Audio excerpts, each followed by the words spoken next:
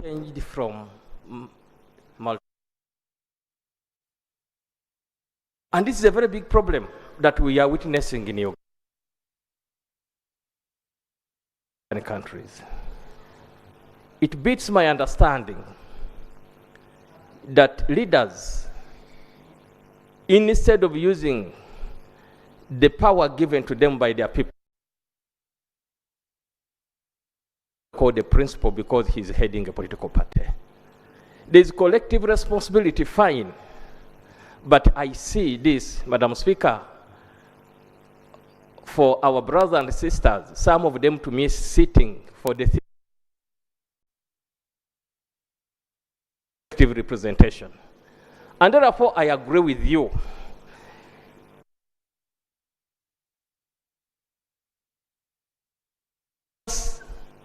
A very noise bell to our colleagues. Lesson to other leaders to come in that when you are elected as a person, you must respect those. It makes me have a second mind of believing in individual merit.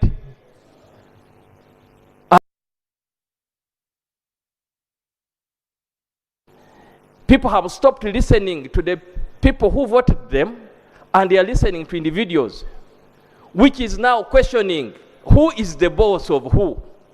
Because I believe the people of Busia municipality are my bosses because they brought me to the August House to talk for them, although I pay allegiance to my party.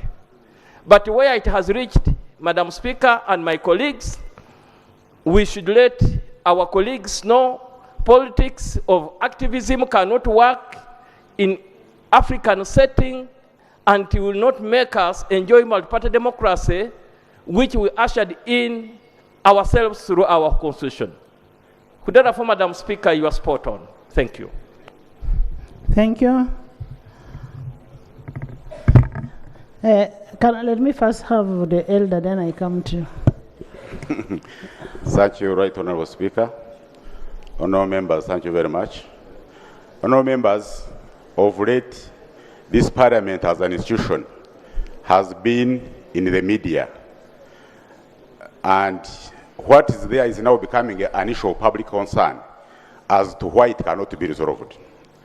Honorable members, the cause of action, why our comrades are out of parliament, did not originate from this house. Neither did it originate from the decision of the presiding officer. Some of these actions originate as far back as 2020. 2020, none of us was in this house. And there is sufficient laws in this country where someone is aggrieved and he reports it to either police or he goes to court. And in case he's aggrieved by the decisions of this house, he can fall it within the rules. So in that respect, can we appeal to our colleagues in the event that the cause of action was not by this house to take appropriate measures by reporting the matters where they are supposed to report them? In case they think they cannot be listened to there, and there are members of parliament who can be listened to here, they should formally put it to the presiding officer. The presiding officer will use Article 90 of the Constitution and process this business through the Committee of Parliament. Because this Parliament takes decisions on the issues that are processed through the committee. This Parliament cannot originate business and take decisions without being processed. Because some of these people who are supposed to appear there cannot come in the chamber. So I would appeal through some members who can access them, let them formally put their case be put into the appropriate processes of channel through Article 90, and in case they don't trust all these committees of parliament, under our rule 190, the speaker has power to put a select committee, and this select committee is selected when both sides agree. Both on the government side will propose names, and the other side, they propose names. So that these matters can be resolved because of some of these is a subject matter. Is not a member of parliament. So I would appeal to you, Madam Speaker, that we take that direction and we get out of the media, because neither you nor members of parliament were a cause of action. I thank you. Thank you, thank you. Honorable members, that has already been said. The course of action was not by this House. The decision was not by the Speaker. We inherited problems way back from Mukura. The people were burnt in Mukura. Arobo is also going to start now on that. So we inherited this, so we should not be held. I should not be held liable. Because it happened when I was not there, it did not happen in this House. And it is only this House that we can be able to resolve such issues when we are all here. We will all stand for the good of the people outside there. But if we choose to address some of these issues in the boardrooms, then the public will judge us. And I'm leaving it to the public to judge, because you never know. And as Honorable said, if it is something really that we should handle, then we can even go for a select committee and have a report presented to this House. If government is failing to respond, and to the best of my knowledge, government has not failed to respond. But government cannot respond to people who are not there. The ones who asked for the report are not in the House. Let them come back to the House and we give the report.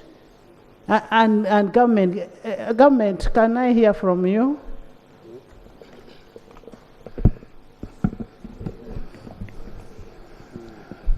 Right Honorable Speaker and honorable colleagues, for all intent and purposes, government had indicated on this floor that not once, not twice, we had meetings chaired by the Right Honorable Speaker, chaired by the Right Honorable Deputy Speaker many times on the same subject matter. The same subject matter on human rights was debated through ministerial statements on the floor of Parliament. The other day when the Deputy Speaker was chairing, he enumerated the times. The same subject matter on human rights were investigated, including a parliamentary committee in charge of human rights, investigated the same. The Uganda Human Rights Commission investigated the same. Some of the suspects have been charged in courts of law. We have indicated here. Right Honorable Speaker, to the best of the understanding of government, we have done our part. We are respecting the decree by the presiding officer then to say government was given 30 days. But to the best of our recollection, we have explained, honorable members, this is the same list that was submitted to Human Rights Commission. Same list submitted to a parliamentary committee that reported on the floor. Same list investigated by the different agencies of government.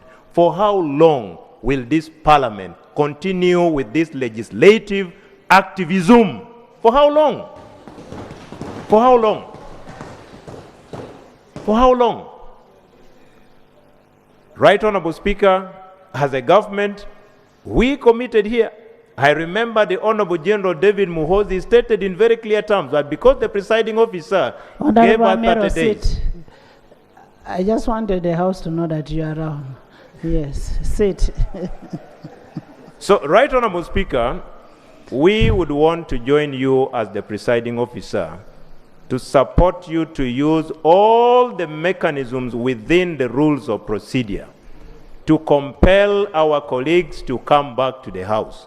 You can invoke even certain provisions, because the truth is they left this House on their own. Now they want to be aided by ourselves to bring them back. That we first explained here. We are going to politely decline, Right Honorable Speaker. There is time for everything. Even under the law, there's what we call the Limitations Act. Everything has a limit. For how long are they going to stretch us? Everything has a limit. And I beg to submit. Thank you, Honorable. Thank you, Right Honorable Speaker. Isaac Otim Giupadire County. I take this opportunity to congratulate you for the good blessings and also to wish you a happy birthday. I understand it is, I saw it somewhere on the platform. How happy birthday, please, Madam Thank Speaker. thank you so much. And I also want to wish a happy birthday to Honorable Achayo, Honorable Caroline, and my big sister, the Right Honorable Speaker of Tanzania, Dr. Tulia. Thank you. Thank you very much. May you live to blow as many candles as possible. Right Honorable Speaker, I thank you very much for the stand you have taken against this matter. It is sad that for the last month, our colleagues have actually tried to turn the name of this parliament and drag it into the muds. We cannot allow this place to turn into a theater. Parliament is a place of serious business, Madam Speaker. And they have been trying to drag us all into the muds. And I'm happy that you've taken a stand on this matter. And I actually thank the government chief whip for a very strong statement that he has made on this matter. And it is true, Madam Speaker, we are behind you to take any possible procedural matter in order to make sure that our colleagues are compelled to come back in the House.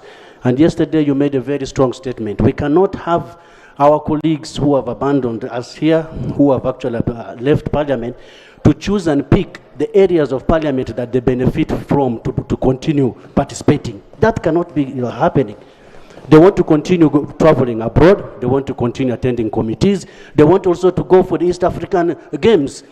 That we beg, Madam Speaker, that you stand by your ground on that, and we are behind you. Thank you very much.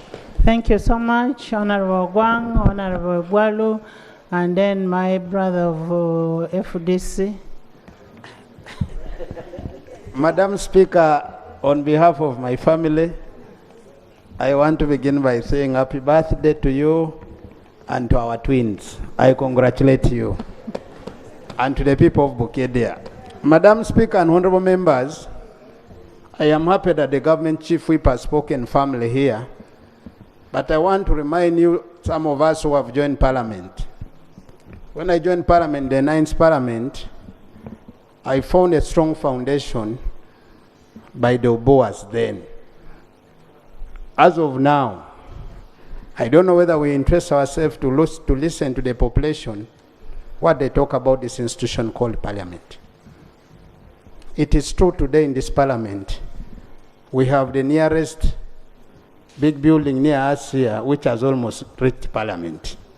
And Madam Speaker, forgive me to mention this, that with due respect, if you don't stand firm, it's like this institution is becoming a national theater. Why am I saying this, Madam Speaker? We used to admire legislators when we were young people. We used to admire debate of this institution. And it's the reason I endeavor to be here, irrespective from where I come from. But fundamentally today, are we really doing what the people of Uganda sent us to do here? Honorable Minister, we are doing Madam it. Speaker, there's a reason I'm bringing this. I want just you to give me 1 minute. First, we all want to accept that there is activism at play.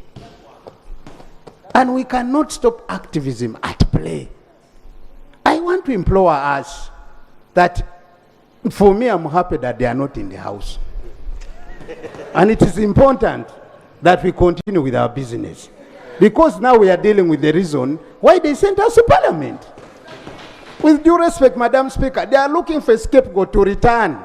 And I want to appeal to you. Let them stay out. We are losing nothing and we lose nothing. We will continue to transact business on behalf of this country.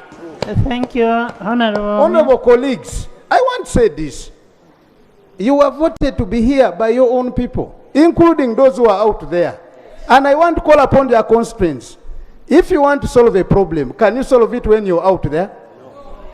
Come here and solve a problem here. But now you've chosen to be out. I want to implore my brother, Honorable Mpuga. I have a lot of respect for you. I do not know where you've got that activism from. You are a diplomat. If it is pressure, please live to who you are. I thank you. Honorable members,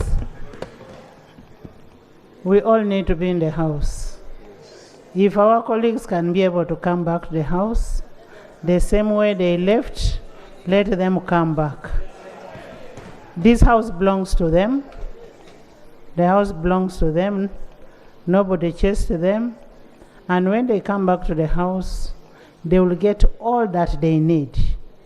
And the team out there is not just fighting for the few people. It's about a bigger population. They are doing a good job, but they must do a good job from inside.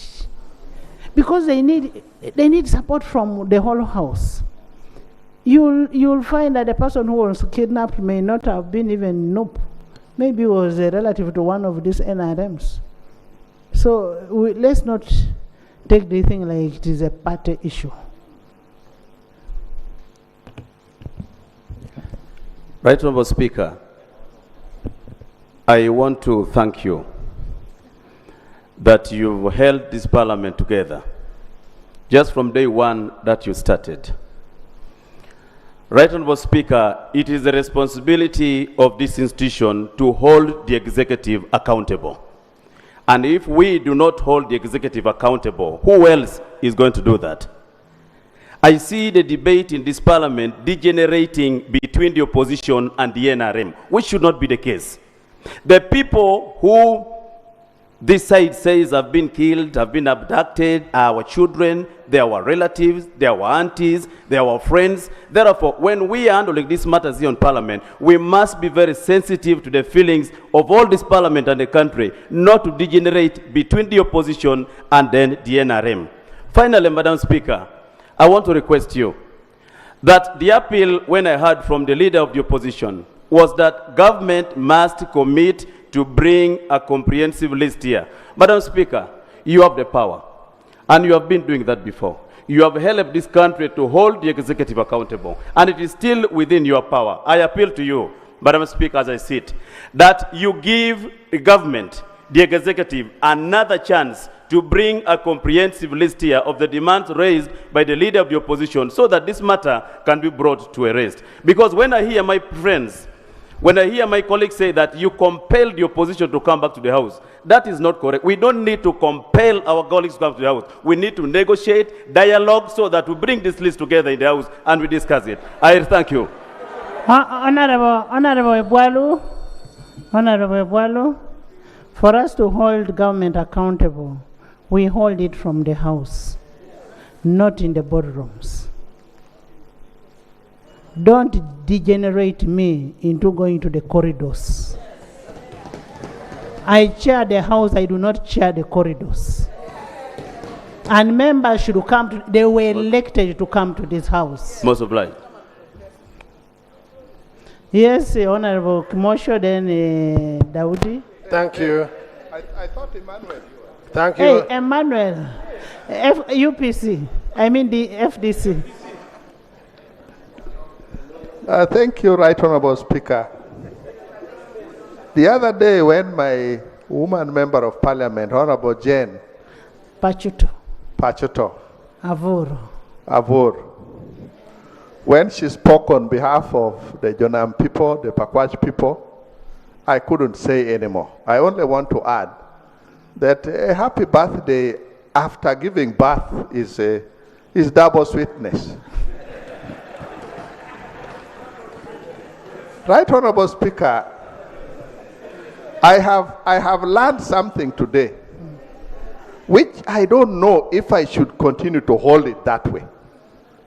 That when people walk out of Parliament and they stay away from Parliament, then it can be termed as political activism. I have learned it from here.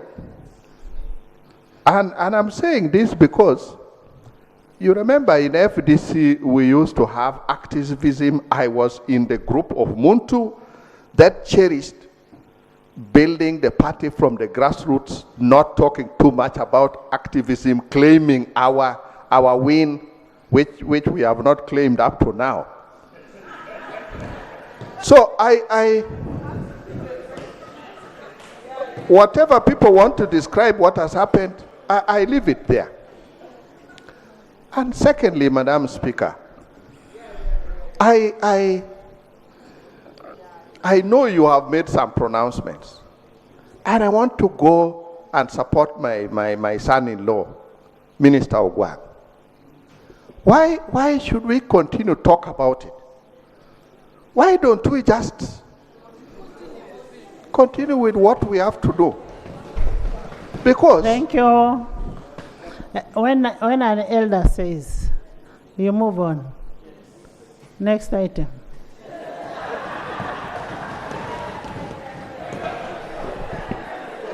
Laying of papers, item 3. Honorable members, in the VIP gallery this afternoon, we have a delegation of senators and the staff of the Standing Committee on Labor and Social Welfare from the Senate of Kenya. We have Senior Julius Mangor. He is a chairperson of the committee. Julius, you're most welcome. We have Senior Faki Mohammed. Welcome. He is a member of the committee. We have Senior Miraj Abdallah. Welcome, Madam. She's a member of the committee. We have Miss Mwanate Shaban. Welcome. She's a senior clerk assistant. And then we have Miss Gertrude, first clerk assistant. You're most welcome to Parliament of Uganda. And while here, feel at home. This is your sister parliament. And Kenya and Uganda are one and the other. So, karibu sana. Join me in welcoming them. Thank you. Next item. Item 3, laying of papers, the annual performance report of the Finance Intelligence Authority for the financial year 2022-2023. Honorable members, in Section 36(2) of the Anti-Money Laundering Act 2013 requires the Minister of Finance, Planning and Economic Development to table annual performance report for the Financial Intelligence Authority to Parliament within 1 month of its submission by the board of the Financial Intelligence Authority. I now invite the Minister to table the report.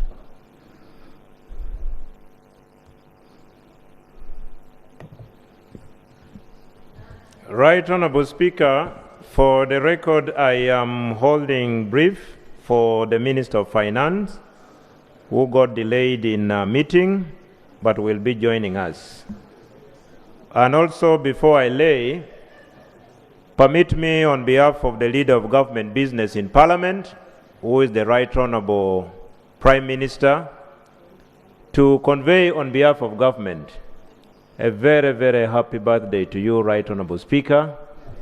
Government salutes you and wishes you more and more candles to be burned in the future. Thank you.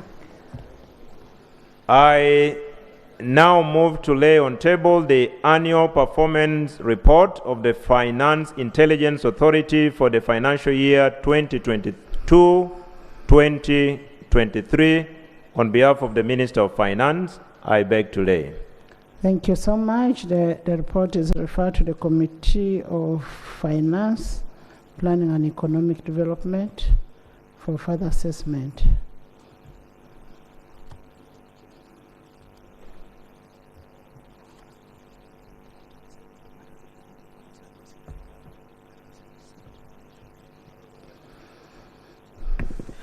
Item 4, laying of papers, Item 4, statements by ministers. Item 4.1, Uganda's chairmanship of the non-aligned movement and the Group of 77 and China, and hosting of the 19th non-aligned movement and 3rd South-to-South Summit. Honorable members, as you may be aware, Uganda will be hosting the 19th summit of the Non-Aligned Movement on 15th to 20th January 2024. The Minister of Foreign Affairs will be providing us with information on NAM, and it is basically for information. And when that information is given to you, you can use it very well. But at the same time, Parliament will also be hosting CISCOP. I'll wait also to hear from Mr. Honorable Katuntu after the Minister has given his report. Honorable Minister.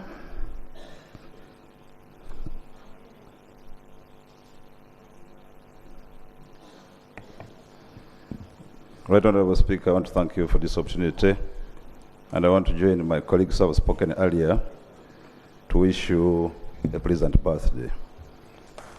Madam Speaker, permit me take this opportunity to present an information paper to the House in respect of NAM and Uganda's chairpersonship of NAM. I'm pleased to address this August House on the preparations for the following important events and responsibilities. Hosting the 19th Summit of NAM Heads of State and Government, that's number one. Number two, hosting the 3rd South Summit. Number three, Uganda's chairmanship of Non-Aligned Movement for the period 2024-2027. And four, Uganda's chairmanship of the Group of 77 and China in 2024. As honorable members may be aware, objective number 28 of the National Objectives and Directive Principles of State Policy of 1995 Constitution as amended of the Republic of Uganda provides for Uganda's foreign policy to focus, among other things, on 1, promotion of the national interests of Uganda, 2, peaceful coexistence and non-alignment, and 3, active participation in international and regional organizations that stand for peace, well-being, and the progress of humanity. Brief background of NAM and Group of 77 and China. Right Honorable Speaker, NAM was founded in 1961 at the first summit held in Belgrade, Yugoslavia, out of the desire to avoid polarization of countries of the developing world during the Cold War era between the pro-Soviet communist countries of the Warsaw Pact and the pro-American capitalist countries belonging to NATO.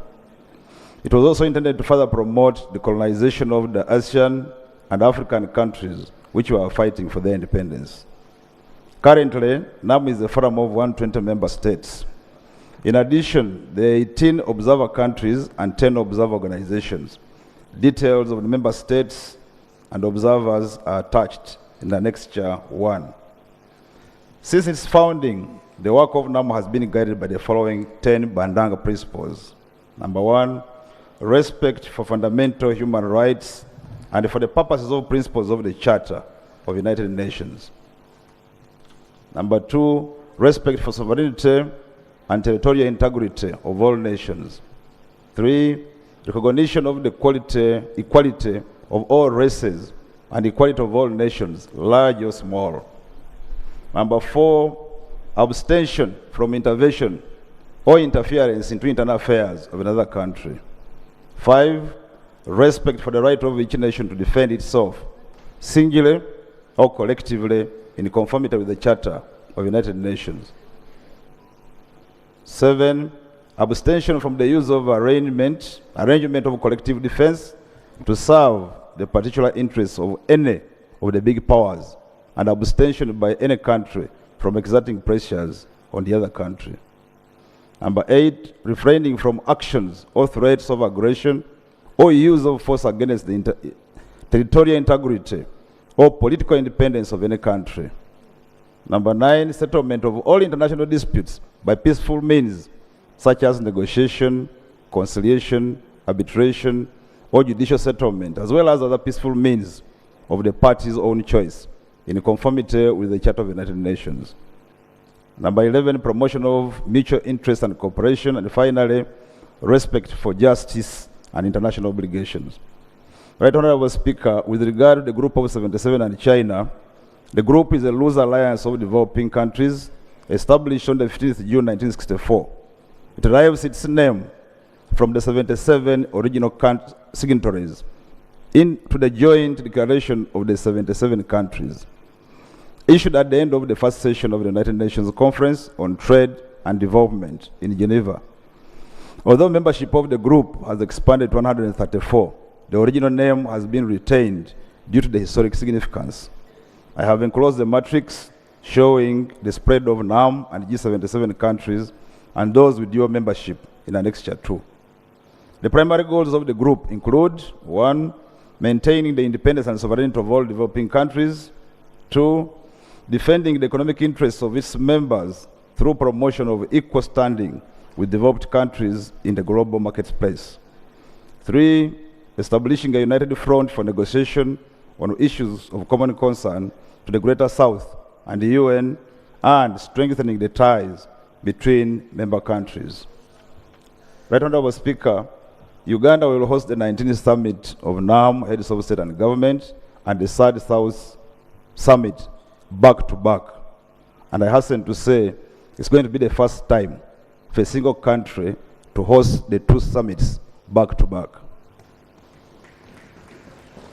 The NAM Summit is scheduled to take place between 15th and 20th January 2024, divided into 3 segments, namely 15th, 16th January 2024, senior officials; between 17th and 18th January 2024, Ministers of Foreign Affairs; and between 19th and 20th January 2024, Heads of State and Government.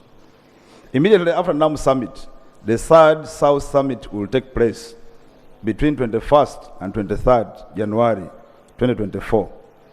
And as honorable members may recall, Third South Summit had been scheduled to take place in April 2020, but was postponed due to the outbreak of the COVID pandemic. This summit is organized under the framework of the Group 77 and China, that's G77 plus China. Right Honorable Speaker, enhanced preparations for the successful holding of the summits have been ongoing since February 2023. Substantive progress has been made in this regard, and we are now in the implementation phase. I have enclosed matrix highlighting the major achievements, Annex 3. However, without going into the details already contained in the matrix, I wish to take you through some of the salient issues. Madam Speaker, I hope I will just skip these because they are clearly laid down for purposes of saving time. We have the theme and the vision statement. We have the convention center. Maybe let me just speak briefly about the convention center. Construction of the convention center at Munyonyo is ongoing and is expected to be ready for the summits. Progress has been made on the structural and architectural works, as well as electrical and mechanical works. Due to prior project delays, the contractor has introduced catch-up plans and measures to redeem the lost project time, including working longer hours and working in shifts day and night. Transport. Due to limited resources, government has not spent funds on purchase of vehicles. Instead, the entire fleet of government vehicles will be mobilized for the summits, including vehicles used by entitled officers across MDAs. So far, Ministry of Works and Transport has inspected a total of 2,592 vehicles, and 1,543 are in good condition. These will be further inspected at the end of December and early January. The government fleet will be supplemented by vehicles donated by bilateral partners, that's China and India. In addition to the 70 vehicles donated by China in 2020, another 70 have been donated and have arrived in the country, Madam Speaker. This time, however, government was required to purchase only 30 vehicles as part of the cooperation arrangement. Government of India has donated 10 executive buses and 5 ambulances. These are expected in the country by the end of 2023. Road infrastructure works by KCC and UNRA. Still on the vehicles, so all the ministers are going to give their vehicles. You're going to hand over all the vehicles. All government vehicles. Yeah. Madam Speaker, I did mention by all MDAs, and MDA stands for ministries, departments, and agencies. The ministries will lead the way, That's very good. including mine, Madam Speaker. Even I will also give mine. Oh, very good.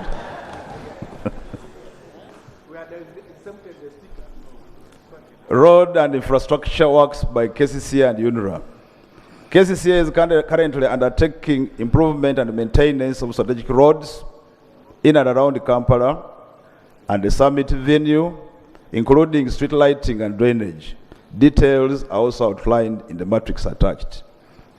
UNRA is currently doing work, UNRA is currently doing work on the 3 major road projects, namely Kampala Flyover Project Road, where works are substantially completed, conversion of the Kajansi Munyonyo Spur into an expressway, and improvements of Kampala Northern Bypass. In addition, UNRA is also working on a number of diversion roads and installing street lights. Details are contained in the matrix. Beautification, I think we can read that one by KCCA. Security and accreditation. Substantive progress has been made in this regard. Specific progress has been made on deployment of foundation security, training protection teams and motorcade drivers, designing of accreditation module for delegates to register online. Details are also in the matrix. ICT, media and publicity. Madam Speaker, I request I fly over that. It can be read. Conferencing protocol and migration. Confirmations have started coming in through for the 2 summits, and so far 18 confirmations have been received, including member states and observers. The agendas and programs for the summits are still under review. In addition to government efforts, we are also collaborating with partners to support arrangements for the summits. For example, UN Regional Service Center Entebbe has offered standby parking spaces for VVIPs, in addition to emergency firefighting support within Entebbe, if required, as well as staff with the foreign language skills to assist at the airport. Protocol liaison officers have been identified from a number of MDAs, including Parliament. They have undergone the first phase of training. The Immigration Department has enhanced its capacity at the airport to handle the expected high number of delegates. Health and medical services. A sufficient number of ambulances and healthcare workers have been identified for the summits. Hospitals for possible use during the summit have been identified. Other important issues of priority include emergency medical evacuation services, as well as COVID-19 screening plan. Airport. The immediate area of concern has been completion and construction works at the main terminal. However, work has progressed substantially and will be completed before the summits. Other issues of concern under review for improvement relate to small size of the arrivals hall, limited number of washrooms in the arrival hall, congestion in the baggage claim, customs screening areas, especially during the peak hours. Spouses program. Madam Speaker, I skip that. Accommodation. 59 hotels have been visited with a total of 6,248 rooms around Kampala and Entebbe. So far, grading by UTB for the first batch of 32 hotels has been completed. Others will be graded after another follow-up visit this month. Government will provide limited accommodation courtesies, that's 1+3, for heads of state and government and heads of delegation at selected hotels. Business forum, trade, exhibition, and tourism. A business forum and exhibition on the margins of the 2 summits to promote trade, investment, and tourism in Uganda is being organized with the involvement of private sector and support from partners. It is planned to take place between 15th and 18th at Serena Hotel, Kampala. Discussions are also underway with the key stakeholders on how to leverage Uganda's tourism during summits. Chairmanship of NAM and Group of 77 and China. Right Honorable Speaker, immediately after the summits, Uganda will assume chairmanship of NAM for the period 2024-2027. That is a 3-year period. And as well as the group of 77 plus China for 1 year, starting in 2024. Unlike other organizations, NAM has no formal organizational structure, constitution, no permanent secretariat. The activities of the movement are mainly coordinated by the permanent representatives in New York under what is called the Coordination Bureau, led by permanent representative of the country holding chairmanship. Other activities are carried out by 5 missions where NAM has chapters, namely Geneva, Paris, Vienna, Nairobi, and Addis Ababa. In addition, the country chairing NAM constitutes a secretariat to coordinate the work of the missions at 6 NAM chapters during the chairmanship. This has been set up at the Ministry of Foreign Affairs. Uganda's chairmanship of NAM will be anchored on the universal principles of international relations as enshrined in United Nations Charter and the founding Bandanga principles of NAM, as well as African Union Agenda 2063 and promotion of Uganda's foreign policy objectives. In relation to the vision already outlined above, Uganda will seek, among other things, 2. 1, maintain cohesiveness among NAM member states on issues of common interest and promoting common positions within multilateral fora. 2, build on the ongoing efforts by NAM to pay closer attention to issues of socio-economic development and challenges hindering the prosperity of its member states. Call on NAM members to identify some of the practical bottlenecks that impede economic progress despite the natural endowments and wealth possessed by a number of NAM members. Strengthen multilateral economic diplomacy to ensure the rules program and activities developed are favorable and aligned to NAM and Uganda's development needs. Over the 3 years of NAM chairmanship, Uganda will be making statements and leading negotiations on behalf of the movement on a number of important issues. The ministry will be charged with guiding these processes in consultation with Excellency the President and other key stakeholders as may be appropriate. We shall also be required to attend a series of NAM meetings which will not be optional given the chairmanship. In this regard, Cabinet directed that the ministry's budget for travel abroad should be restated and enhanced through the chairmanship.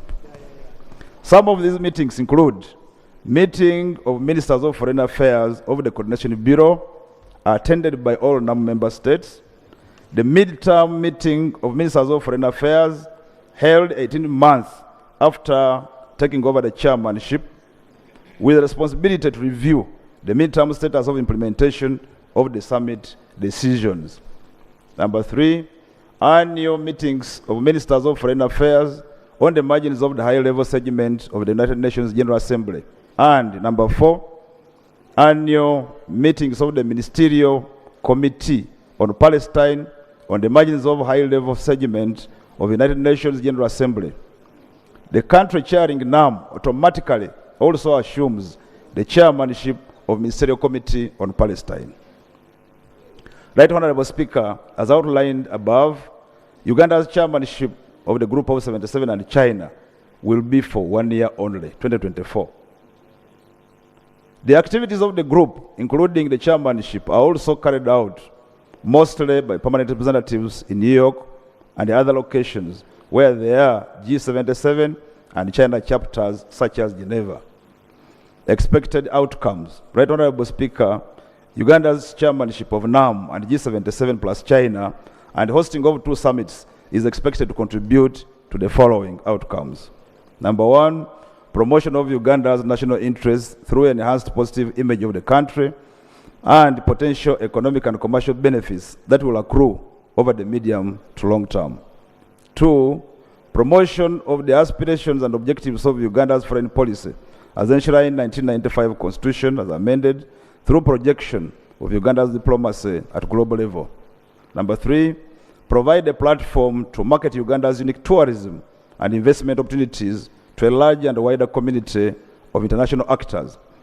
The 2 developed website for NAM and G77 plus China with a menu about Uganda contains information related to investment opportunities and tourism. Number 4, contribute to the country's policy and drive to attract meetings, international conferences, and exhibitions. Number 5, provide a platform for direct business-to-business interaction and partnerships through the proposed business forum and summit. Funding.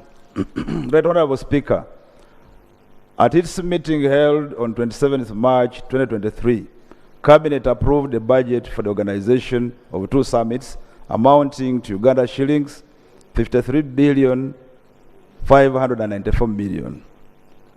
The budget requirements for the mandatory activities during the 3-year chairmanship are to be catered for separately through the ministry's annual budget, following Cabinet's decision that I have outlined above, Madam Speaker.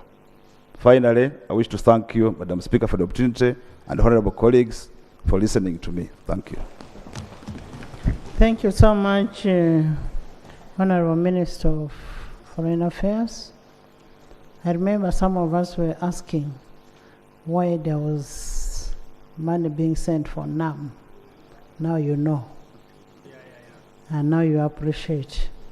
So even when we get a supplementary asking for money for NAM, you know that there is an activity. And this information is basically informative. You need to know when visitors are coming to your country. So thank you so much, Honorable Minister.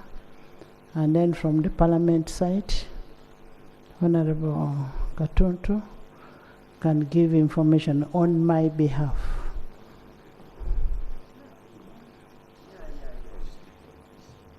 Honorable Katuntu used to be my chairman of COSASE. Thank you very much, Right Honorable Speaker. On behalf of my committee, and indeed on my own behalf, I would like to congratulate you upon reaching the age you are, because it is not okay to mention people's ages, especially if they are ladies. But may the Almighty Allah bless you with more years to come. I'd like to take it up from where Honorable Mulimba has ended. Uganda is still continuing to enjoy the confidence of the international community and family. And the Parliament of Uganda is going to host the Commonwealth Speakers and Presiding Officers Conference from the 3rd to the 6th of January. So far, 35 countries. Honorable members, it seems you're not happy to receive the speakers. Right Honorable Speaker,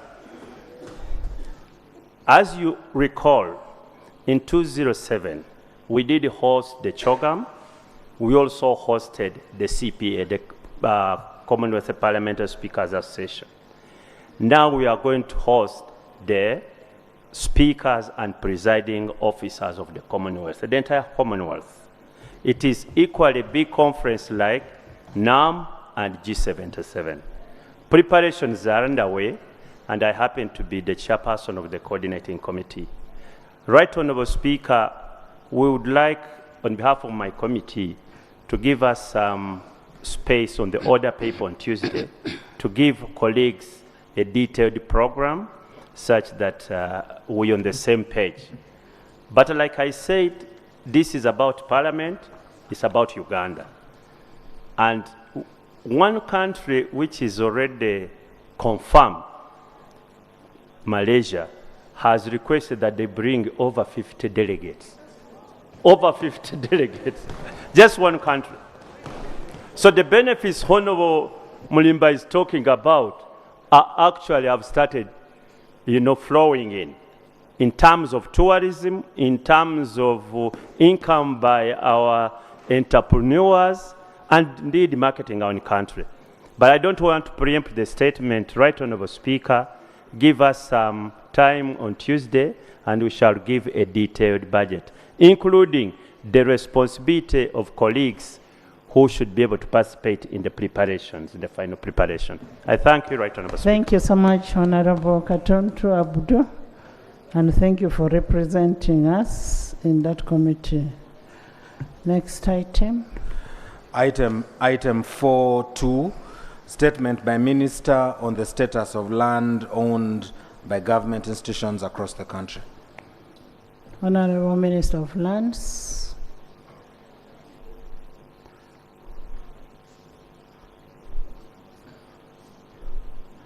Government Chief Whip, are you sure you can be able to answer issues on lands? All the issues on lands? Right Honorable Speaker, maybe let me first put on record that the Permanent Secretary in the Ministry of Lands wrote to the Clerk to Parliament in a letter dated 21st November 2023, and he states that the Honorable Minister of Lands is currently in Addis Ababa, Ethiopia, officiating at the African Land Conference 2023, and coincidentally, the Ministers of State are also unable, but the statement, including the attachment, is available. You may wish to guide whether we skip the item or the item be presented, because the Permanent Secretary... Which Ministers of State? We have Minister... one is for Obiga Kania, is the only Minister of State this House knows. This letter, Right Honorable Speaker, states that the Honorable Government Chief Whip, I just want to request that we have Honorable Nabakova in the House to answer the questions on land, and we can reschedule it to next week. Thank you, Right Honorable Speaker. Most obliged. Thank you. And we'll also need a statement from the Minister of Gender on the same. Minister, you have your statement on both youth, disability, women lands? No, we are still finalizing on the land. We will need a statement from both ministers, the one of gender and the one of lands, Honorable Nabakova.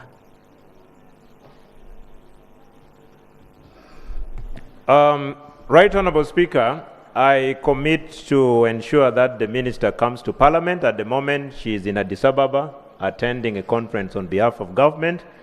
But to the Ministry of Gender, I undertook, I wrote and also copied you in because Parliament wanted the status of all land belonging to persons with disability. And then the youth, the scouts. That day, Right Honorable Speaker, the directive I undertook was only because we were debating the statement for the celebration of International Day for Persons with Disability. There was only one directive which I undertook. I actually asked for a statement on the land for Kazi. Kazi is for what? Kazi is for Scouts. Uganda Scouts. Yes, I also asked for it. So we need all that information, including the Naguru land. Yes. Thank you, Right Honorable Speaker. There is another procedure. Right Honorable Speaker, I want to appreciate, yes, I'm on a procedure issue. You are raising issues regarding land, but also, Right Honorable Speaker, while attending the last AGM of the SACCO,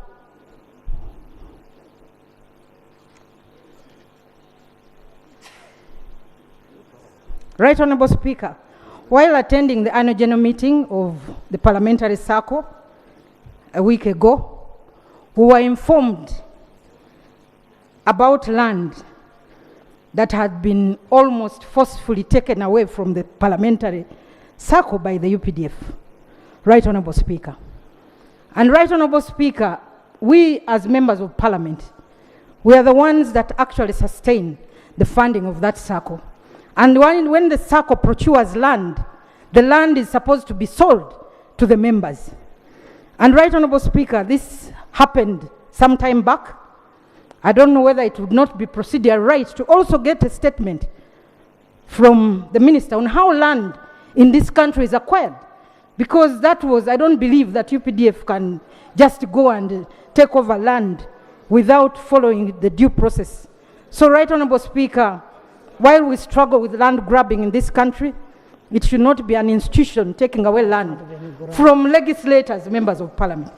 So that would it not be procedural right that the minister, whether for defense or the minister of lands, also comes and gives us how land can be acquired by another institution from another without following the proper processes. Thank you, Right Honorable. Thank you so much. First of all, I was insisting on that issue of the land. All the other bodies were raising issues that their land was being grabbed.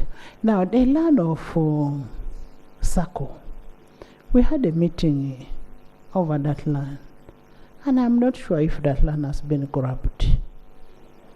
I'm not sure. Can we hear from the chair?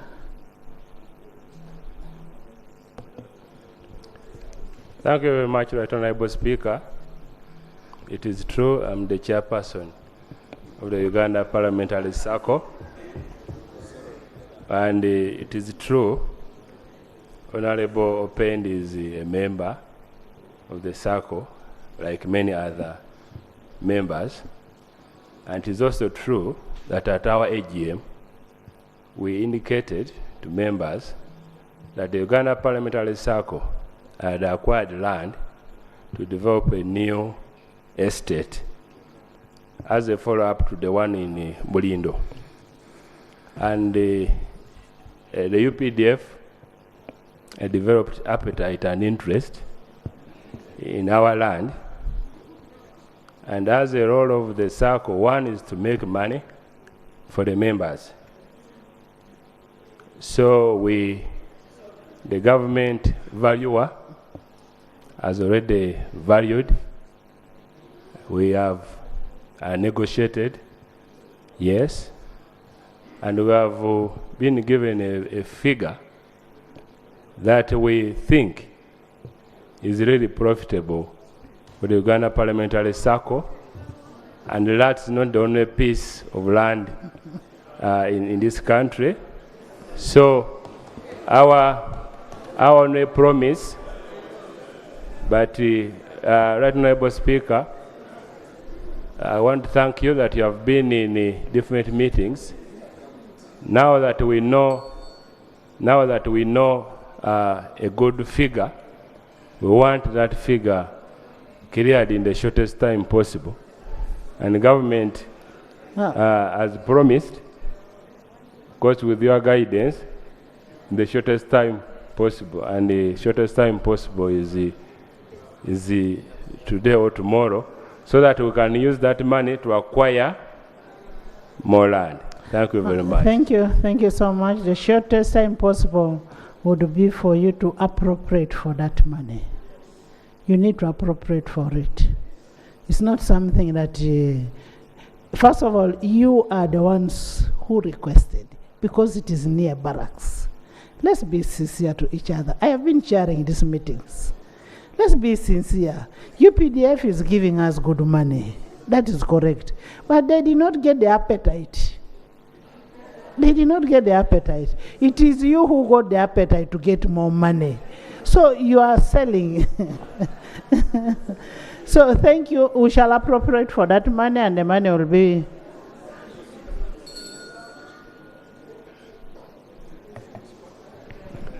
Right Honorable Speaker, first of all, I want to thank you for the kind statements you have made in protecting the image of our national army, the Uganda People's Defense Forces.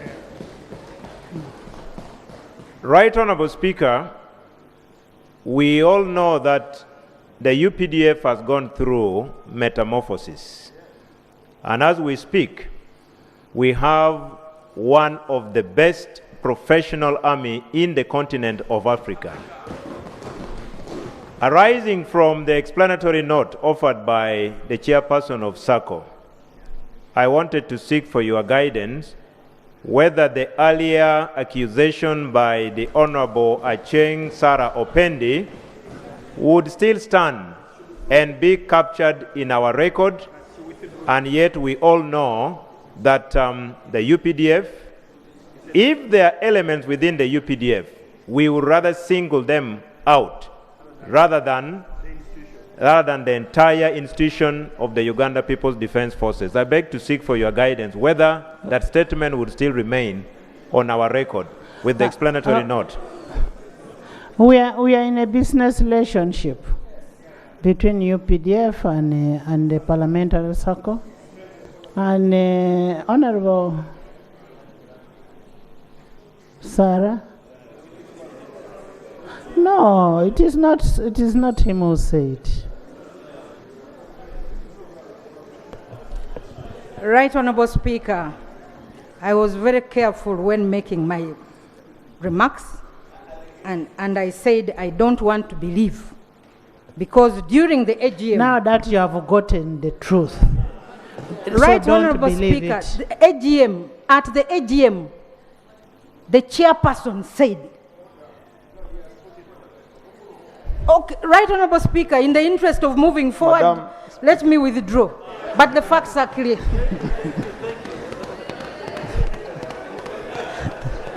Thank you so much. Yes, Aru? Right Honorable Speaker, I would want to thank you, first of all, for always speaking for the voiceless in this country. May the good Lord bless you for that trait. Amen. Right Honorable Speaker, on that same note, you directed, guided and instructed the minister, who is also my mom, Honorable Beatrice Anywa, to come to Pade district, in particularly Achua Ranch, call the area members of parliament.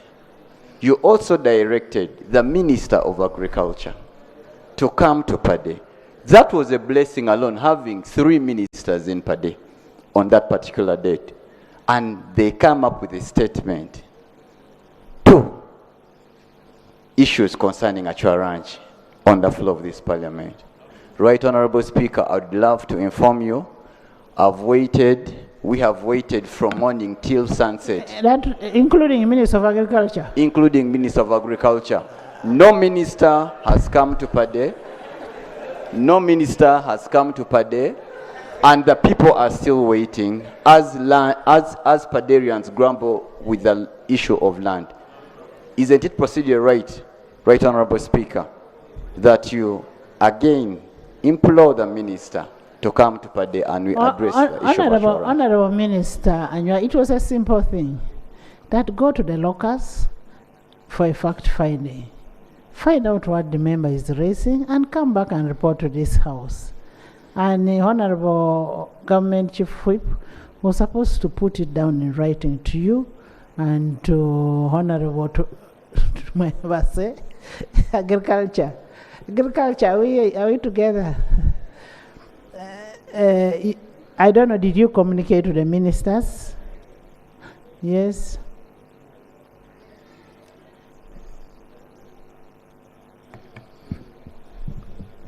Thank you, Right Honorable Speaker. Pleasantly, I say happy birthday. Yes, you look like an angel. Yes, blue girl. Right Honorable Speaker, I'm a yellow girl. We used to be blue girls. We used to be. Right Honorable Speaker, I want to thank my son, and indeed he's my son, Omakech, for reminding us of the directive you made. But Right Honorable Speaker, when you made a directive, it was realized, Right Honorable Speaker, that the intervention it was a matter ministerial intervention, and it was given to the 3rd Deputy Prime Minister to handle. We did start our preliminary meeting. I alerted the management of the prison. Honorable Susan, can you tell us what you're laughing at? She's looking at Honorable Chero.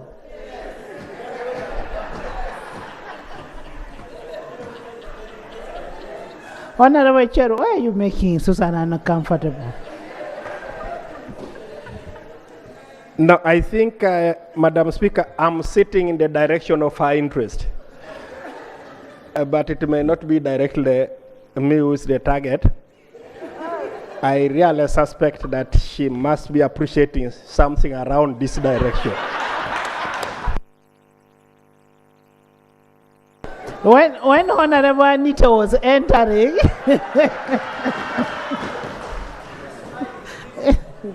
when Honorable Anita was entering, Honorable Chero started salivating.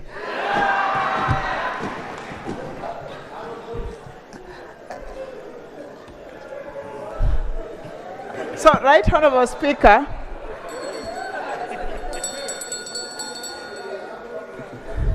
Mabira, please continue.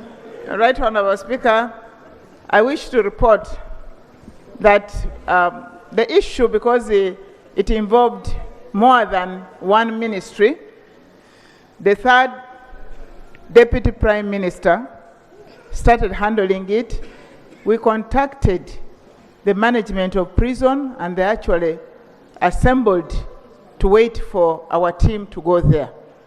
However, Right Honorable Speaker, I think we are still finalizing with the office of the third Deputy Prime Minister, who is supposed to head us the three different ministries. That is Agriculture, Water and Environment, and Internal Affairs. I beg to submit.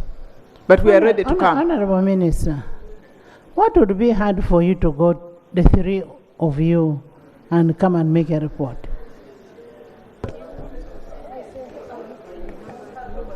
Right Honorable Speaker, with that chair of yours, I am directing you to go to the locals and report back to this house. Thank you. And I am directing the Minister of Water and Environment, Minister of Agriculture and Internal Affairs, and give us a feedback in the next 2 weeks. Thank you. In the public gallery this afternoon, we have student leaders of the Guild of Council of YMCA Comprehensive Institute from Kampala Central Division. And they are represented by Honorable Malende, Shamim, and Honorable Nserko Mohammed. You're most welcome. Thank you for coming. Join me in welcoming them. Honorable members, join me in welcoming the students. In the public gallery still this afternoon, we have a delegation of the district councillors from Lamo district. They are represented by Honorable Achora Nancy. Honorable Achora Nancy is here. You're most welcome. And Nakawere, she has a baby called Anita Mong. And Honorable Okulo Abuka, welcome. And then Honorable Onek Hillary. Thank you for sending us very, very good people. Thank you. Next. Item 4.3, statement by Minister on the commemoration of 16 days of activism against gender-based violence 2023. Honorable members, the 16 days of activism against the gender-based violence is an international campaign that commenced on 25th of November, and the International Day of this for the elimination of violence against women ends on 10th December. That will be the Human Rights Day. Honorable members, this is a very important aspect. I wish I was the minister to avoid I would have sat. Honorable members, this is a very important aspect in creating awareness and accountability on the steps that have been taken to eliminate the gender-based violence.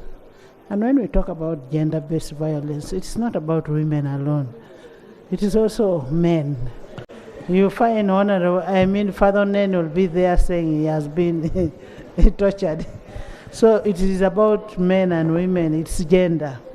As you are aware, the gender-based violence remains an aspect in the community. It's a very important, a challenging aspect in the community, and we must eliminate it. Today we have a report from the Minister of Gender, and she's going to make a presentation to that effect. Honorable Minister.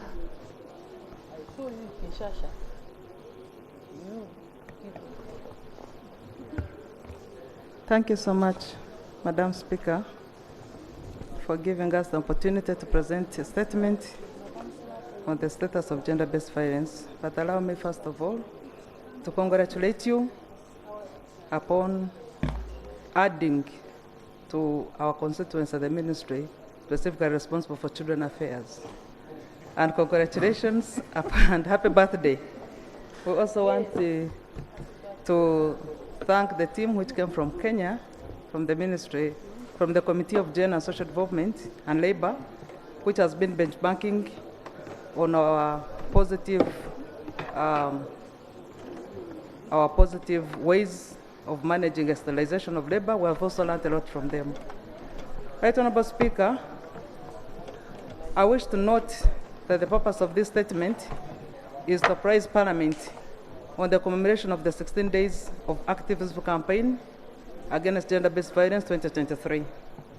Background to the 16 days of activism campaign against gender-based violence. The 16 days of activism campaign against gender-based violence is a global campaign that was inaugurated in 1991, spearheaded by Women Global Leadership Institute, a program at Rutgers University in New Jersey, USA, which trains women in leadership based on global good practices. The campaign has since grown globally and is marked with a wide range of activities organized by various stakeholders. This year, 2023, marks 32 years from the time we started mobilizing and campaigning in these 16 days. In 2008, the United Nations Secretary General launched another initiative called Unite, End Violence Against Women by 2030. That reinforces the 16 days of activism campaign. The Unite campaign calls for global action to increase awareness, galvanize advocacy efforts, share knowledge and innovative measures to address gender-based violence. The government of Uganda, under the Ministry of Gender, Labour and Social Development, joined the global campaign in 2008 and has since utilized the campaign annually as an advocacy and mobilization strategy for raising public awareness on gender-based violence and its implications to national development, influencing behavior change, and securing high-level political and social commitments to end impunity. The campaign has served as a call to action to ensure that comprehensive services, including protection, medical, legal, and psychosocial services, are available to survivors of gender-based violence. The campaign also contributes to the efforts to deliver on the international, regional, and national commitments on gender equality and women empowerment, which include the 2030 Agenda for Sustainable Development, Goal 5 specifically on gender equality, Vision 2040, and the third National Development Plan, among others. Right Honorable Speaker, honorable colleagues, the 16 days of activism campaign commenced on the 25th of November which is the International Day for Elimination of Violence Against Women, with a national launch which flags off various activities at national and district level in line with the national theme, and ends on the 10th of December, which is the Human Rights Day. Since 2008, Uganda has been engaged in this campaign, and the following impacts have been realized. 1, increased public awareness on gender-based violence as a human right, public health, economic, and social issue at family, community, and national level. 2, increased reporting of cases of gender-based violence from 39.5% in 2013 to 70% in 2021. 43% of these survivors were seeking for help to end gender-based violence. This information is sourced from the National Survey on Violence Against Women and Girls 2021, UBOS. This has been attributed to the innovative approaches the Ministry of Gender, Labour and Social Development has undertaken to roll out a toll-free line, 116, Safe Pearl Apple, and a robust referral pathway for violence against children and gender-based violence. 3, increased access to quality services by survivors, victims of gender-based violence through the current 21 gender-based violence shelters with a well-coordinated and integrated services. These include temporary accommodation, psychosocial support, legal aid, medical examination, and treatment, resettlement, and reintegration to communities. So far, 46,481 survivors have sought support in the 21 gender-based violence shelters, and of which 40,714 are female and 5,766 were male. And out of all those, 443 were persons with disabilities. The Ministry of Gender, Labour and Social Development has enhanced dialogue with key actors, including religious and cultural leaders, as custodians of social cultural norms for transformative approaches to gender-based violence prevention and response. As a result, 16 cultural institutions have made declarations and pronouncements to combat all negative cultural norms and practices which reinforce gender-based violence in Uganda. 5, strengthened local initiatives and networks to stakeholders to address gender-based violence.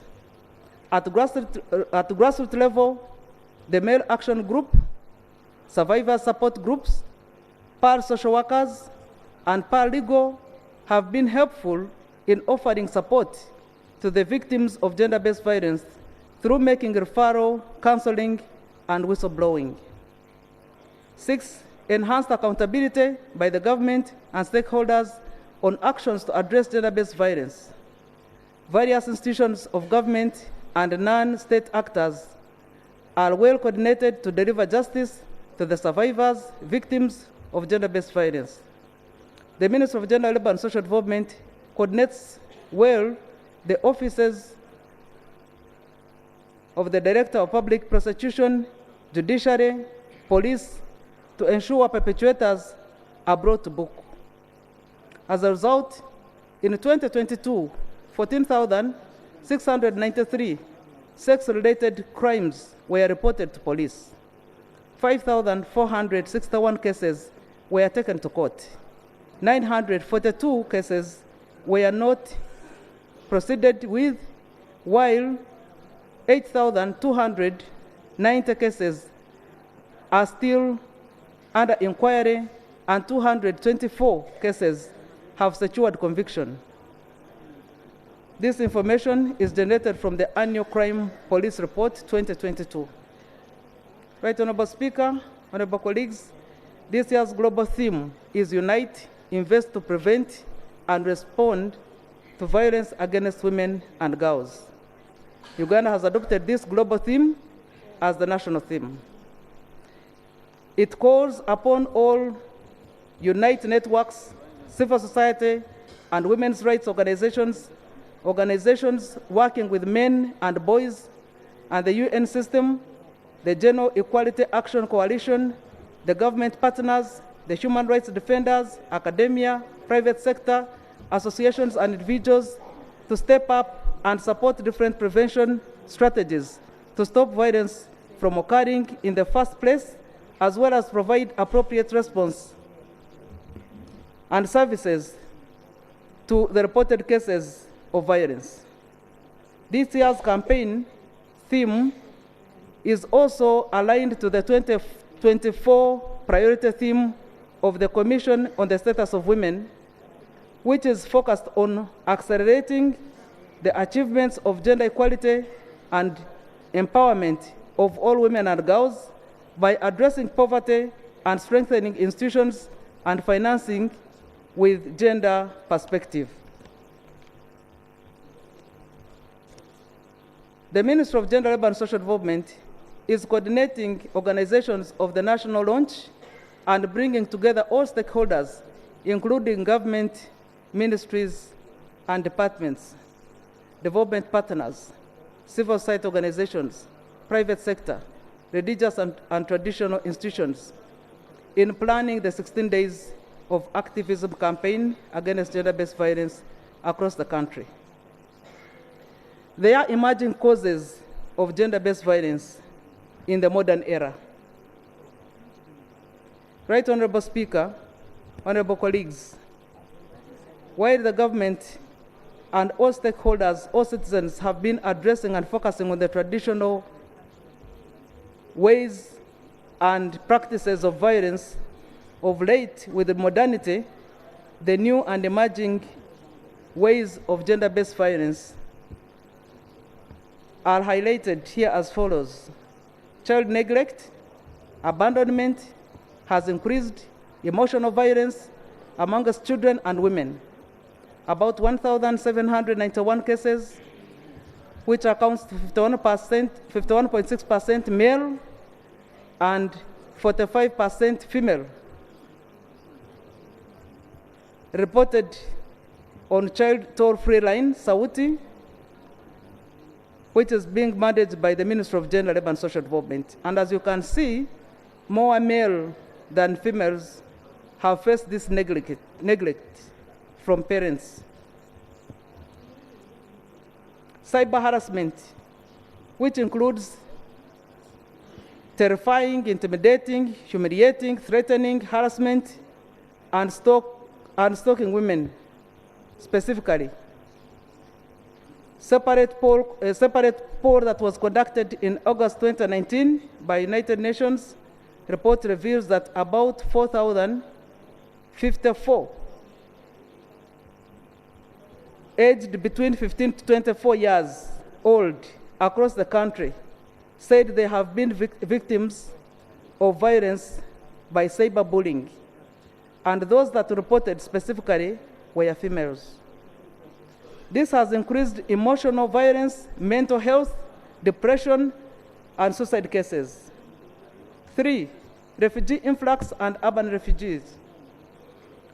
Adults and young women reported that domestic violence is present in refugee camps or refugee households and is highlighted by livelihood challenges and economic pressures. This has increased tension in the households, psychosocial trauma that can translate into aggression towards family members, and as a consequence, young girls between ages of 13 and 14 resort to sex activism to fend for themselves.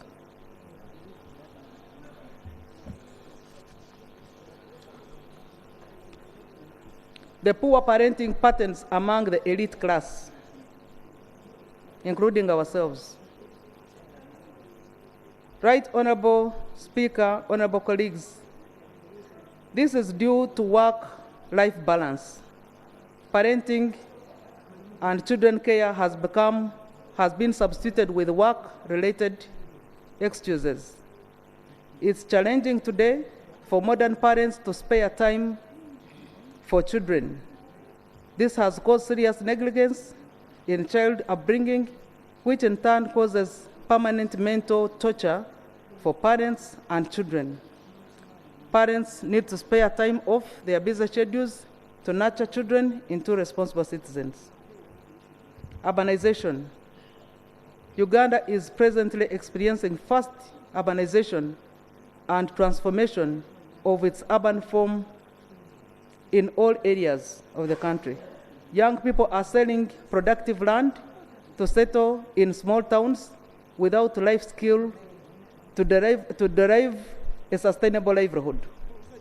This has negatively impacted to such families because they are failing to provide the basic necessities, and partly this contributes to the high cases of child neglect, street children, and sexual violence like child marriage and teenage pregnancies.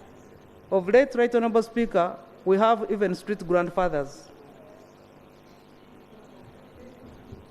They started as street children, they had children on the streets, now they have grandchildren on the streets. And all efforts, many of our efforts to take them back to their original areas have turned futile because they are used to an environment where they're getting free money. Climate change. The lack of fuel and poor harvests exacerbated by climate change has increased the burden on women and girls. Women often bear the primary responsibility of cooking, so the lack of energy supply and food stresses and offers a lot of challenge to girls whose responsibility and women whose responsibility is to make food and present it on the table. Sugarcane growing in areas of Vosoga, especially to people with small land holdings, has contributed to food shortage in the sub-region. This has consequently triggered the high rate of domestic violence, child neglect, teenage pregnancies, and child marriages in search for food.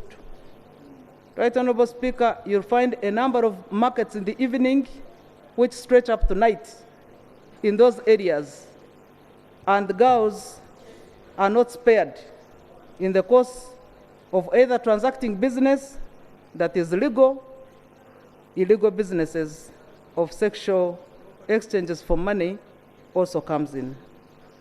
The magnitude of gender-based violence in Uganda. Right Honorable Speaker, honorable colleagues, gender-based violence is a widespread in Uganda, and it affects all people irrespective of their social, economic, and political status. It occurs in families, communities, workplaces, and institutions. The lifetime prevalence of intimate partner violence and physical violence among the ever-patterned women was 45%, the highest being in Acholi sub-region, 78%, and sexual violence was 36%, with the highest being in same Acholi sub-region, and Bukedi, 61%. The lifetime prevalence of physical and sexual violence, or both, by intimate partners stands now at 56%. In Uganda, about half of the women face economic violence, 47%. 2 in every 10 women, which accounts to 23%, are forced to give their earnings to their partners.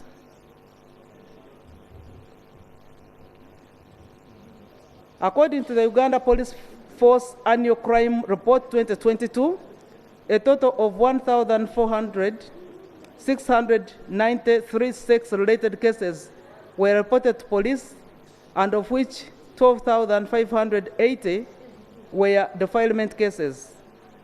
Out of 14,795 persons that were victims of sex-related crimes, 12,816 were female juveniles, 33 were male juveniles, while 1,946 were female adults.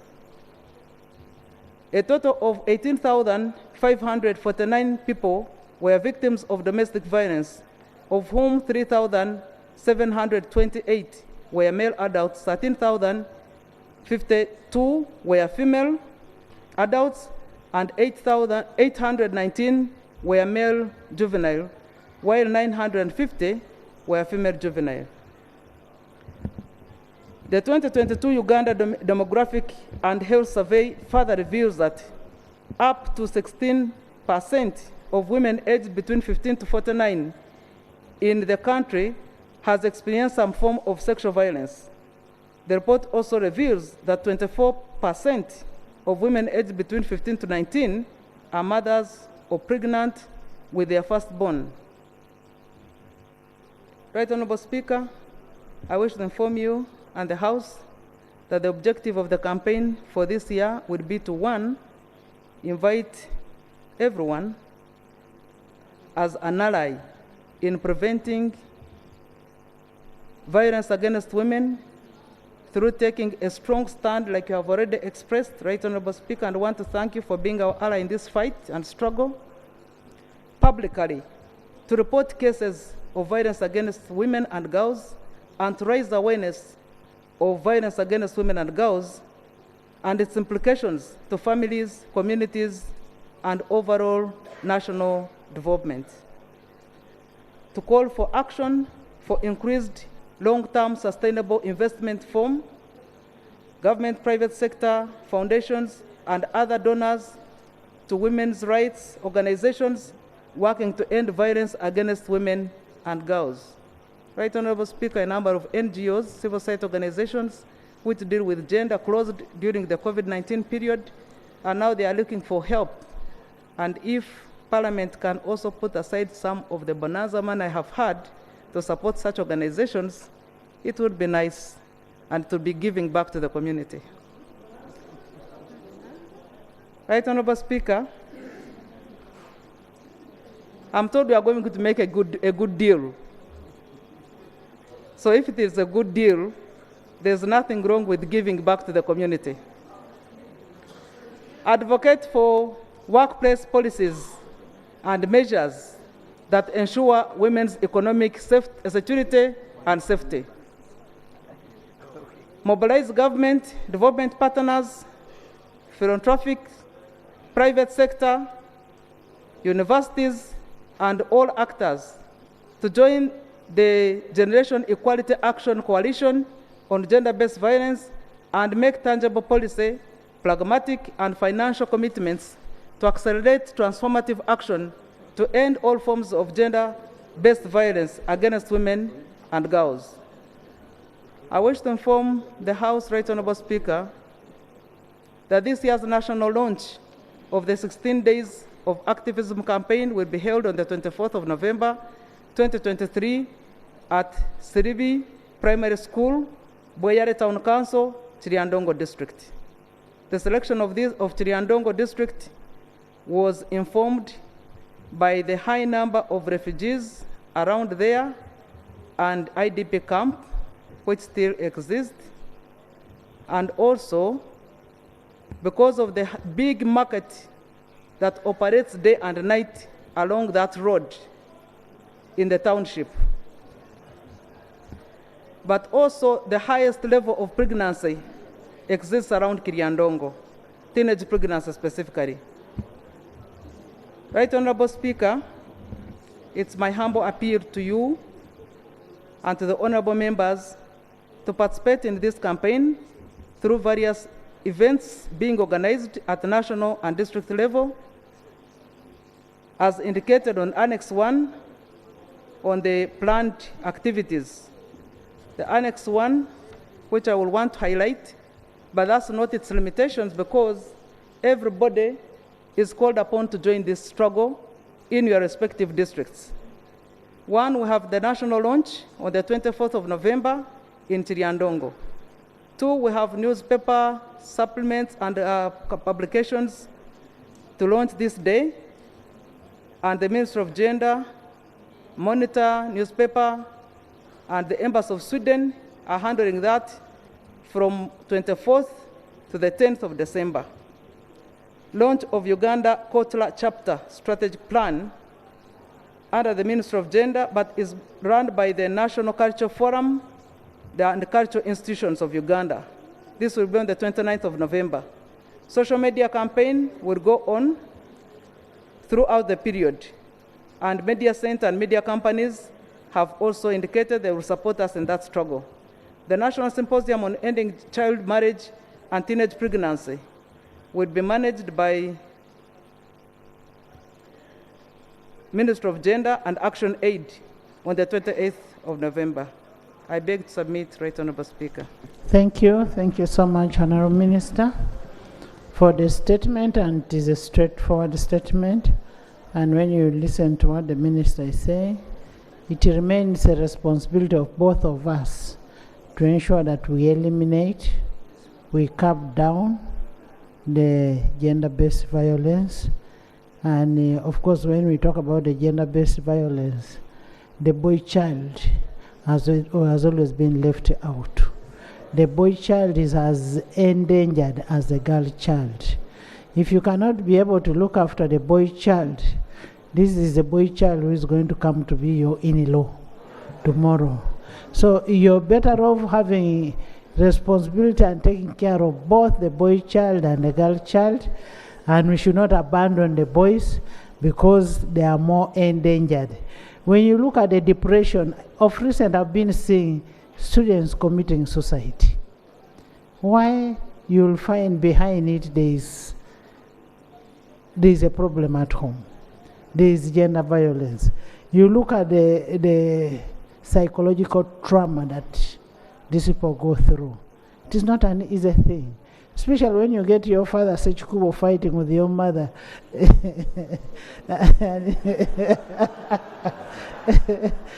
You cannot settle at school. You will be psychologically tortured, and so many of these street children are coming out of the gender-based issues.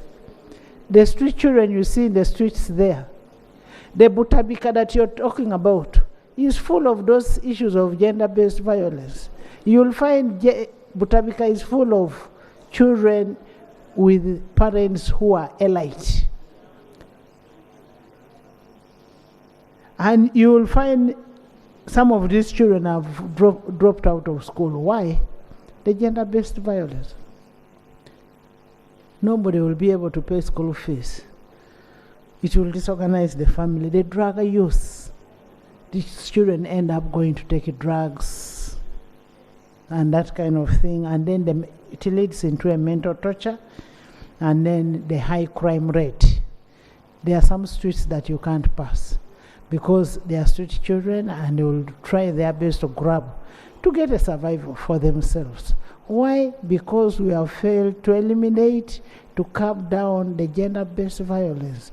So it is our responsibility to make sure that we do that. And when you look at, there is what they call Team No Sleep, the sexual harassment of this. Anita, you know Team No Sleep. Some of these girls end up selling themselves in the streets because they have nowhere to be. They must earn a living. So you've go hard from the minister, and that is that. Yes, Matt. Atat. Thank you, Right Honourable Speaker. I have moved from Emat to Atat.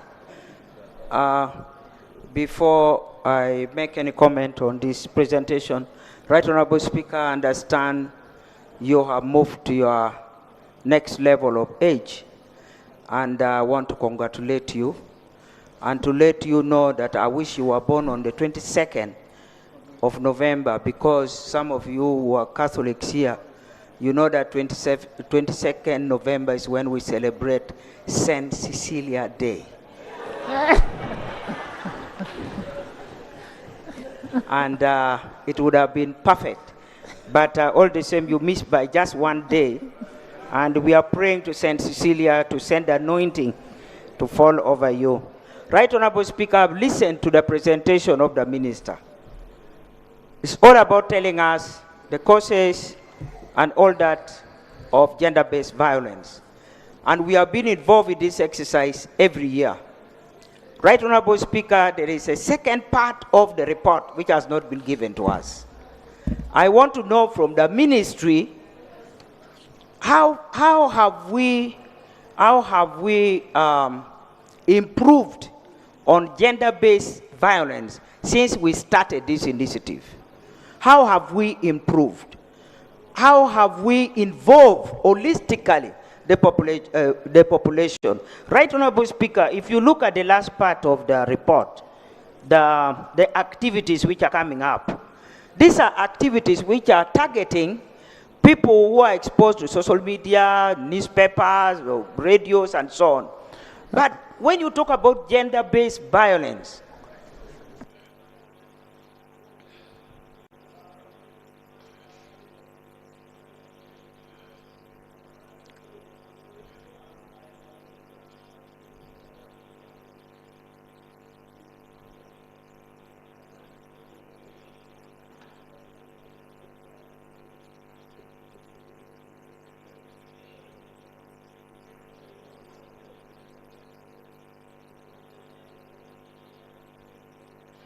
Right Honorable Speaker, I did not want to interrupt your conversation with my senior brother. When we talk about gender-based violence, we are aware, all of us who are representatives of our people, the worst targets are the rural women. The most affected are the rural women. So, Right Honorable Speaker, I don't see any of these activities touching the rural women. So I'm anxiously waiting, Right Honorable Speaker, if you can guide the ministry when we can get another part of the story telling us how we are progressed, and they can also tell us what are the activities designed by government and by local government in addressing those strategic areas.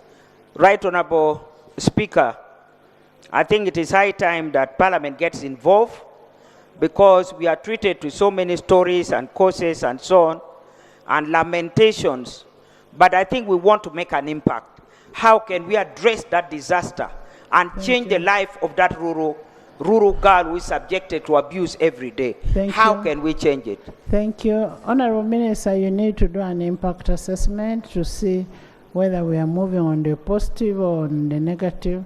But also, much as I agree that the affected are the rural women, but the most affected are also the elites. The town, these town persons. If you get a person, you get a stubborn woman like Anita, who will really. Honorable members, domestic violence is everywhere. Actually, the rural women are even better because they are used to living in that kind of life. But now in the town life, they can really harass these men. Yes, Omoro. Andrew. Thank you very much, Madam Speaker. Allow me also join the team in wishing you happy birthday and congratulations.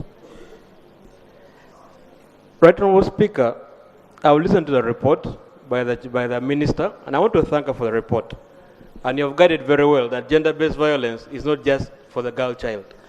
And yet if you review the affirmative action policy that the government has taken into place, over time, you have created a very disfranchised boy child in terms of education, in terms of health care, in terms of employment. Because you look at the affirmative action, especially in the political arena, you find where there's a district and it's just women. And they're all very empowered women. So the boy child is trying to get back onto the drawing board. So how do we help the boy child? Yes, it's good to help the girl child. We know they've suffered. According to our constitution, they've been marginalized for a long time. How can we bring the boy child back on board? If you look at the suicide rates, the boy child is always among in the top statistics. Alcohol abuse. If you look at drug abuse, suicide, basically mental health cases, the boy child is still topping. Why is that the trend? Can we see how to reverse this and also bring us back on board? Empowering the girl child does not mean disempowering the boy child. Can we have them both empowered to walk the journey together? Thank you very much. Thank you. It also brings in the mindset change. Achan? Thank you, Right Honorable Speaker. I was following on Zoom as I was coming here because we had a meeting that delayed me somewhere on PWDs and why I rise up to speak on the behalf of PWDs. Right Honorable Speaker, I want to thank the Minister for the statement. However, I didn't speak quite clearly about the GBV on persons with disabilities. We get so many cases of gender-based violence, on both gender, means male and female. The name and is they are unfortunate. Achan. Honorable members, clerk, she's Achan Judith, not Joyce Ocheng. Okay. We get so many cases of violence on persons with disabilities. And these are categories of people who are unable to report these cases to police because of the means of transport that they don't have or the type of disabilities that they have.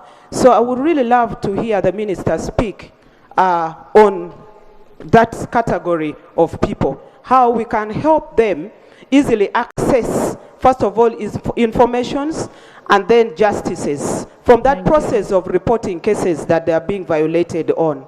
Thank you. I beg to submit. Honorable members, let's limit the time because it's almost Prime Minister's time. David, Lagen David, Kahonda. Thank you so much, Madam Speaker, for the opportunity given to me.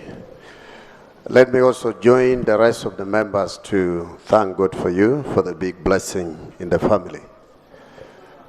Madam Speaker, I also want to thank the Minister for the statement. And indeed, it is true that the issue of gender-based violence is a serious issue in the country. And of course, it is the responsibility of the different parents to take the initiative and combat the challenges that they're going through. Madam Speaker, I wanted to ask the Minister, what is it that the ministry are doing as far as coming up with a comprehensive program to combat some of our young girls and daughters who are masquerading along the streets? If you go to so many cities, even in Kampala here, you find so many young girls from the family masquerading as prostitutes. And it's really very shaming to see our daughters are shaming us on the streets. And I wanted to find out the program the ministry has put in place to combat some of those challenges. Thank you. Thank you. First of all, before you say they are shaming you, you need to know why they are there. How did they come there? And why don't you try your best to ensure that these people don't shame you by taking responsibility as a man and provide what these girls want? Thank you so much, Right Honorable Speaker. Right Honorable Speaker, I want to thank the Minister of Gender for the statement. But Right Honorable Speaker, in the statement, I expected the interventions and actions taken by government. Because Right Honorable Speaker, when you look at the activities in the 16 days of activism, mostly they are funded by donors. And all the activities, even in an effort to fight gender-based violence, it is donor funded.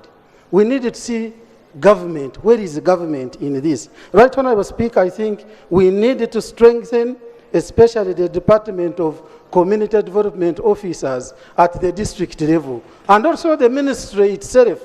When you look at the funding that is that is given, allocated to the ministry in addressing all these issues. I've ever worked with the ministry as a gender officer for UPDF. Right Honorable Speaker, there is a gap. Secondly, Right Honorable Speaker, as a community, we need to look at the parenting. We are now going for holidays, but most of the parents, they are going to send children to relatives, to strangers, and at the end of the day, gender-based violence. Even sending children to shops, to relatives at night, especially the girls. We need to address these concerns. Right Honorable Speaker, when you look at access to justice, she has reported that out of 14,693 cases, 942 cases were not proceeded. This is where parents of the girls, and especially on sexual violence. Thank you, absentee parents. When you, Agnes. Thank you, Right Honorable Speaker. Agnes Kayunga. I take the opportunity to congratulate you and wish you a happy birthday. Right Honorable Speaker, on Wednesday last week, I was privileged to officiate at one of the activities to mark the 16 days of activism in Bugiri district. And I wish to thank the Minister for the report. However, the young women and girls had issues that I would like to put forward for the Minister and government to come in to intervene, to help them. And firstly, is about those that have dropped out of school, some of them out of pregnancy, and they have children. They say, as much as government has provided education, the universal primary education and youth, some of them, when they give birth, they are chased away by their parents from the homes. So they have found it difficult to go back to school because there is fees that is asked for by these schools. And you find that right now in most of the schools, there is school fees that they cannot afford, almost to a level even of private schools. So they request for government to intervene in that matter. The other is... They want government to pay fees for them? No, I'm just asking. A clarification. Right Honorable Speaker, it was assumed that in universal primary education, yes, Richard. Children were supposed to attend school without paying fees. However, right now, in every school, you find a school of UPE paying 100,000 per term, or yes, and it is too much for them to pay. Right Honorable Speaker, the other... Honorable members, I want you to appreciate the government that you're in, that when you drop out of school, don't expect too much. Don't expect too much that the government is going to pay school fees for you because you're one of those. I was going to use a Luchiga word, but you're one of those who decided to get out of school and start producing too early. I mean, government doesn't have money. You are the ones who appropriate. Now tell me, do you have a vote for that? You have a vote for schools. Yes, that money is there. You give schools money, but we cannot have a special fund for that. What we can do is the ministry should arrange and have a skilling project for these girls. Because you find most of them cannot even go back to school. They have a responsibility of looking after the baby and that kind of thing. But if you have a project for these young girls who produce early, who also have babies upon a baby, because the girl herself is a baby and then she has a baby on top of a baby. You need to get something that will help them look after the babies. And I think the ministry, you need to look at that. Right, Honourable Speaker, the issues were many. That was just one of them. And the other is the one that you've just talked about, the one of skilling. They request that the skilling centers be distributed equally in the districts so that they can access skilling, and even the women that the local women can access some skills to give them some source of income to empower them. The other is about... Can we have another person? Agnes, we are running out of time. Right, Prime Honourable Minister's Kayonga. time. Kayonga. Thank you, Right Honourable Speaker. Right Honourable Speaker, allow me to join the rest of the colleagues who have congratulated you upon attaining that double joy. We thank God for that. And we pray for more twins. Yes, she has just started on twins. Honourable members, so many cows were paid, so I've just started. Amen. Amen. Right Honourable. Right Honourable, we have enacted laws, we have legislated on behalf of the boy child and for the girl child.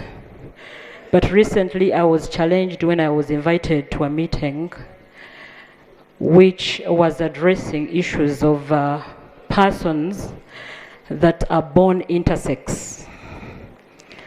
They are born with two genitalia. They have the organs of a woman and the organs of a man on one person. And Right Honourable, actually, they call them hermaphrodites. That's another term, Right Honourable. No, that is the English word. The medical word, hermaphrodite. Thank you, Right Susan, Honourable. isn't that the word? Susan, isn't It that is the word? intersex, Right Honourable.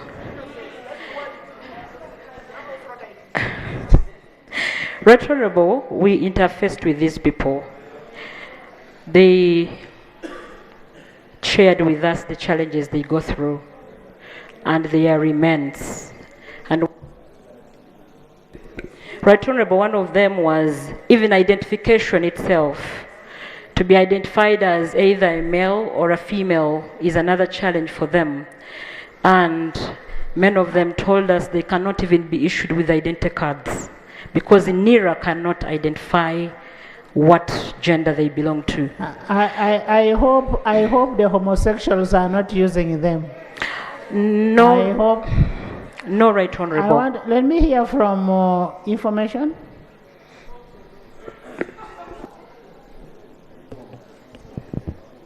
Thank you, Right Honourable Speaker. Right Honourable Speaker, I want to call upon my colleagues, the Honourable Nantaba inclusive, to note that these people have existed since time immemorial. And you all know that we have the LGBTQ, the I applies to the intersex. We have to be very careful with what is going on now. I asked this question, why now, when we are even in court? So, Right Honourable Speaker, I just want to inform this House that we held a meeting with the doctors. This is a medical condition that can actually be handled, and one of the things that should be done is to ensure that they have funding, because it is expensive for the parents of these children to pay for the corrective surgery. So what needs to be done is that we need to appropriate funds so that the Ministry of Health can, the funds can be in some specialized hospitals where these children can access the services free. Otherwise, we are not going to have another gender. We have male and female, full stop, as created by God. That's the information that I wanted. Right Honourable, allow me Thank you. to to respond to my sister's concern, well knowing my stand and position when it comes to homosexuality and the LGBTQ agenda. It is indeed true that when the homosexuals wanted people to rally against the agenda, to rally for the agenda, they co-opted for the intersex persons, such that they would have a big number of people who can rally behind the agenda, such that they can drive it to the end. But it has been realized by even the medical teams she's talking about, that these people are saying we were wrongly included in the LGBTQI agenda because we don't belong there. For us, we are naturally born with two, for them, they were saying, they were naturally born with two genitalia, and therefore they do not belong to the homosexual agenda. And I want my sister to differentiate between the two agendas. And, Thank you. Right Honorable, allow me to drive my point home.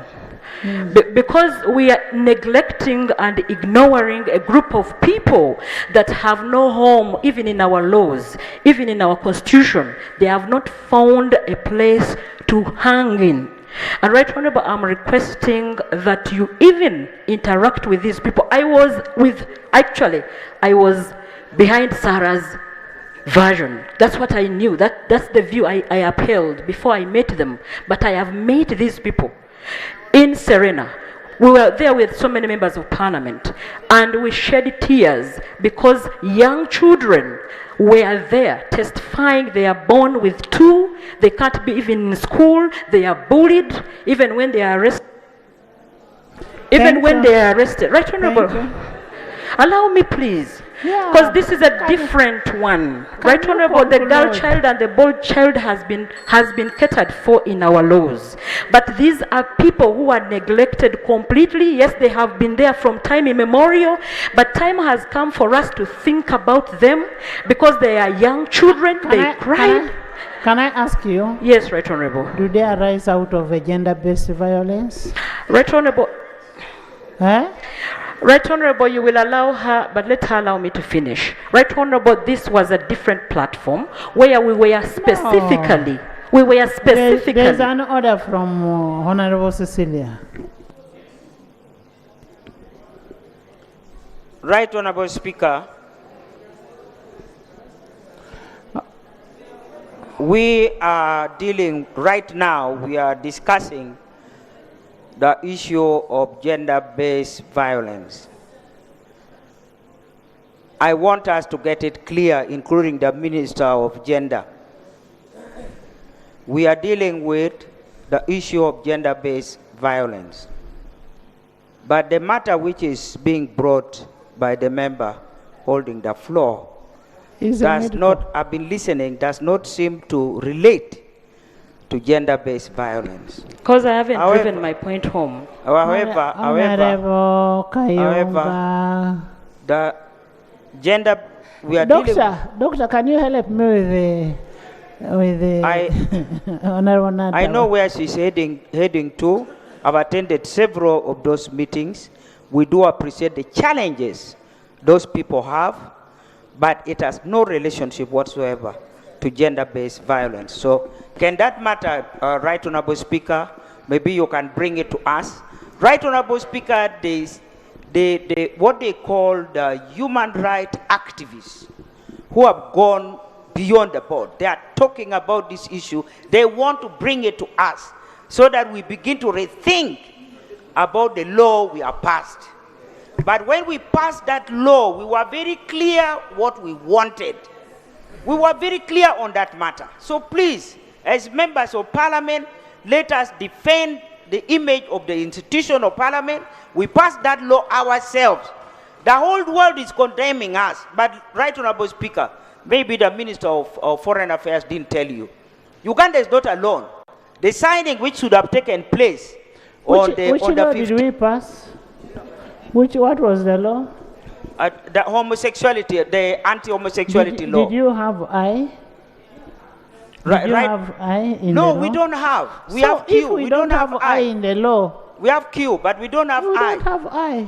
So, Right Honorable Speaker, let us be clear to isolate the difference between the I and the Q. They have even brought other new elements.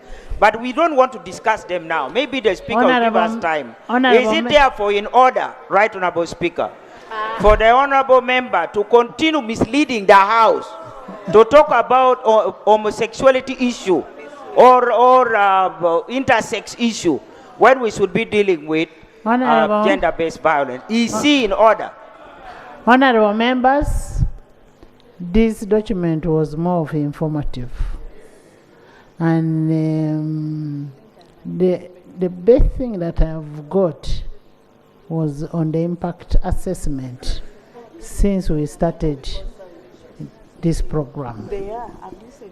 And we've looked at all the challenges that we are going through, all the causes of gender-based violence, and we also appreciate that the marginalized gender should not only be the women, but it should be both the women and the men. Because you find these women like Susan there will slap a man and you'll find, you get it, eh? The men are suffering in silence. Huh? These men are suffering in silence. So the boy child should be treated the same way you treat the girl child. And as I said before, if you don't handle this boy child well, this is the boy child who is coming to marry your daughter. And you not want a traumatized in-law, in-law who is a thug and that kind of thing. So let's embrace this and make sure that we try our best to eliminate the gender-based violence. And putting in mind, I am giving these remarks because I know the Prime Minister wants to go and it is her time. And you gave her the time in the rules of procedure at 4. We're even sorry that we have spent your minutes. We will continue the debate after she has presented. Thank you so much. And honorable members who have matters of national importance like Giovanni's, when the Prime Minister is presenting, bring you all your issues and the whole Prime Minister will answer. Item 5, statement on government business for the succeeding week, 28th to the 30th of November 2023. Thank you, Prime Minister.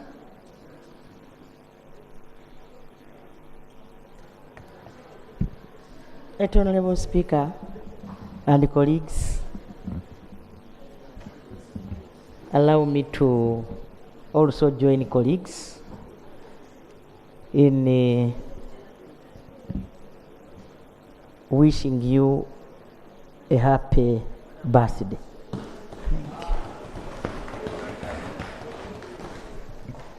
Right Honorable Speaker, I move under Rule 28 to submit the following government business for the succeeding week.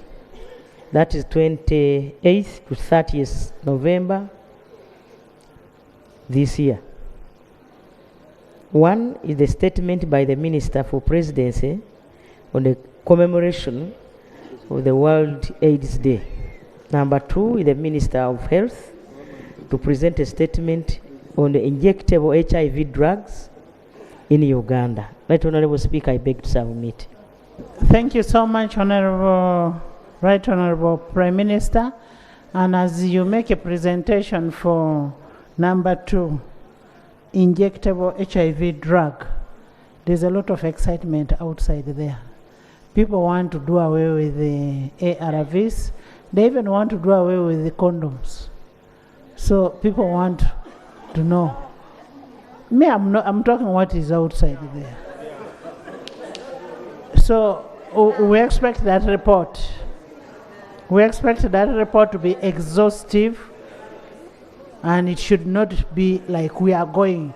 It should be we are doing it. Thank you. Next item. Item 6, Prime Minister's time. Right Honorable Speaker and colleagues,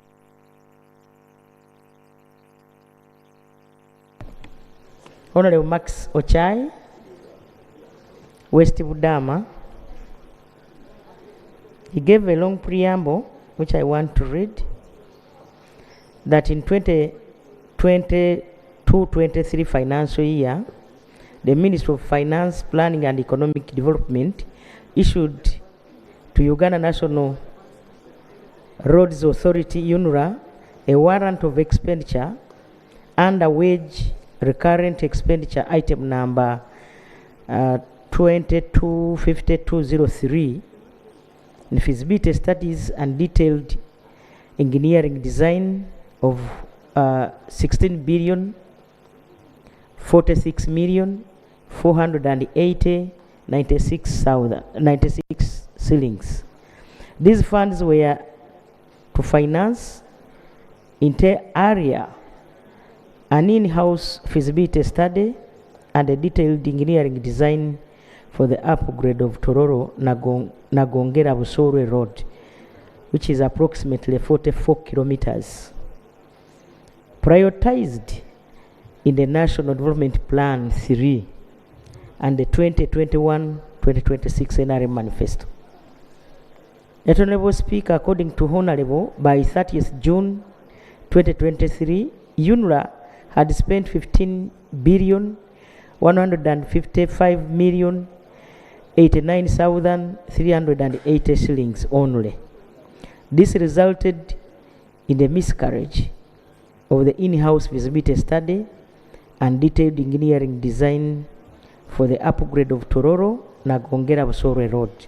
His prayer that what steps has UNRA taken to request Ministry of Finance, Planning and Economic Development for the supplemental allocation of part of the Uganda shillings 891 shillings 390 718 shillings that they did not spend in the financial year 2022-2023 to conclude the in-house feasibility study and detailed engineering design for the upgrade of Tororo Nagongera Busorwe Road. His other concern is what measures has the Ministry of Works and Transport put in place to address the non-responsiveness of UNRA to the upgrade of the Tororo Nagongera Busorwe Road. Right Honorable Speaker and colleagues, my answer is quite long, but the actual answer is on page 4.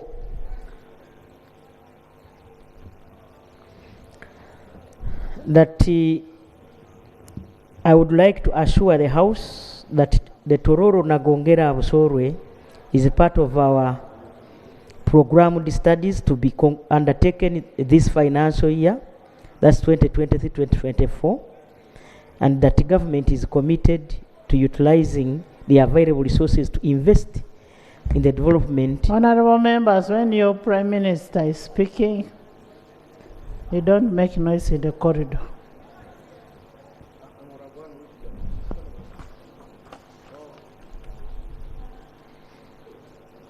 That Honorable Speaker, I just wanted to inform members that government is committed to utilizing the available resources to invest in the development of the necessary stock of infrastructure to support the socio-economic transformation of Uganda. So that road will be worked on this financial year. The feasibility study. Honorable Apollo Yeri, Member of Parliament, Tororo Municipality. Uganda Cooperative College Tororo is the only college which gives certificates and diplomas in Uganda in cooperatives. Formerly, it was Chigumba Cooperative College, but they have uplifted Chigumba Cooperative College. It's now awarding degrees. Government sent 600 million to Tororo Municipal Area June this year for development works, and they could not utilize the money in such a short period when the financial year was closing, and that money was returned to the consolidated fund. His prayer, will the money be remitted back to Tororo Municipal for the mentioned development purpose? Honorable Speaker, the second last paragraph,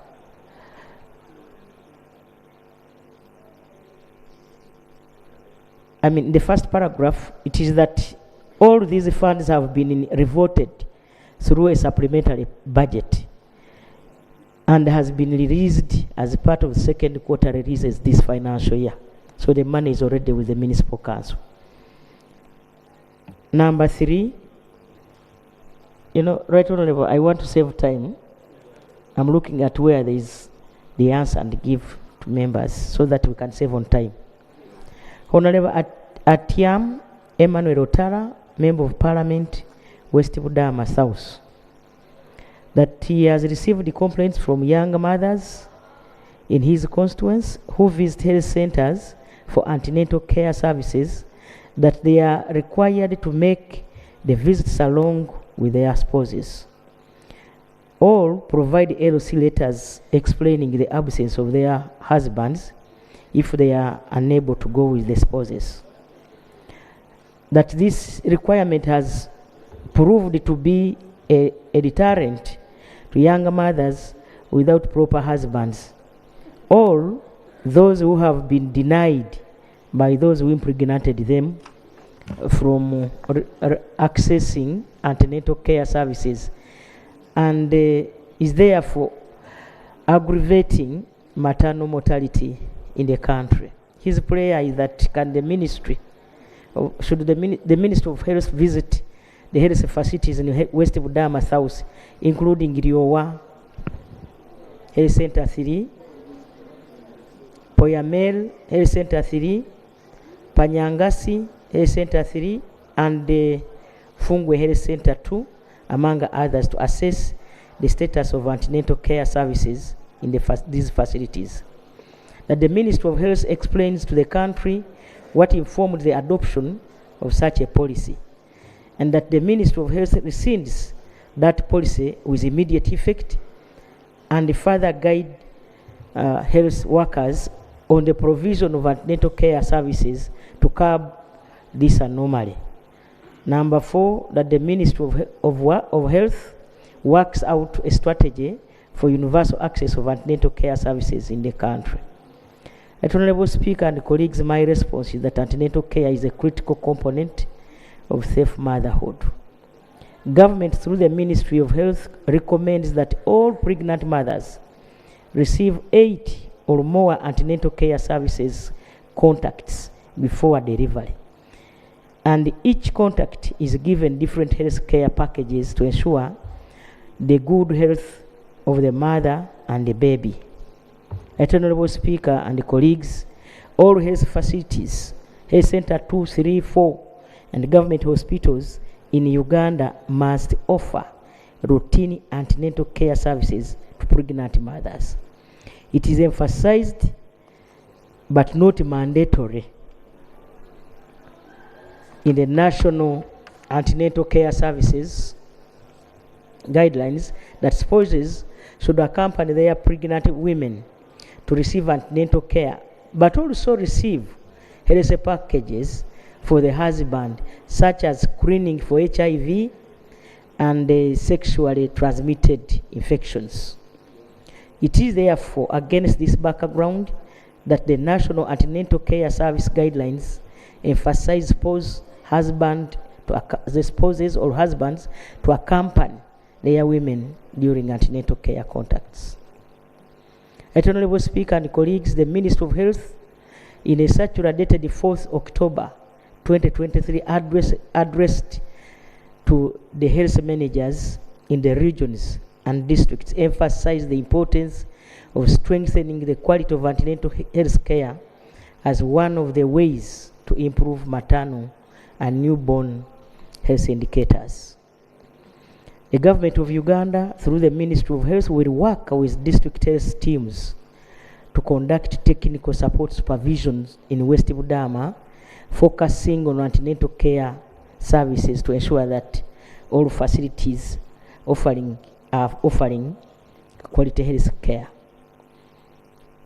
Number 4, this question came from Honorable Nakato Mary Annette, District Woman Representative Buyende.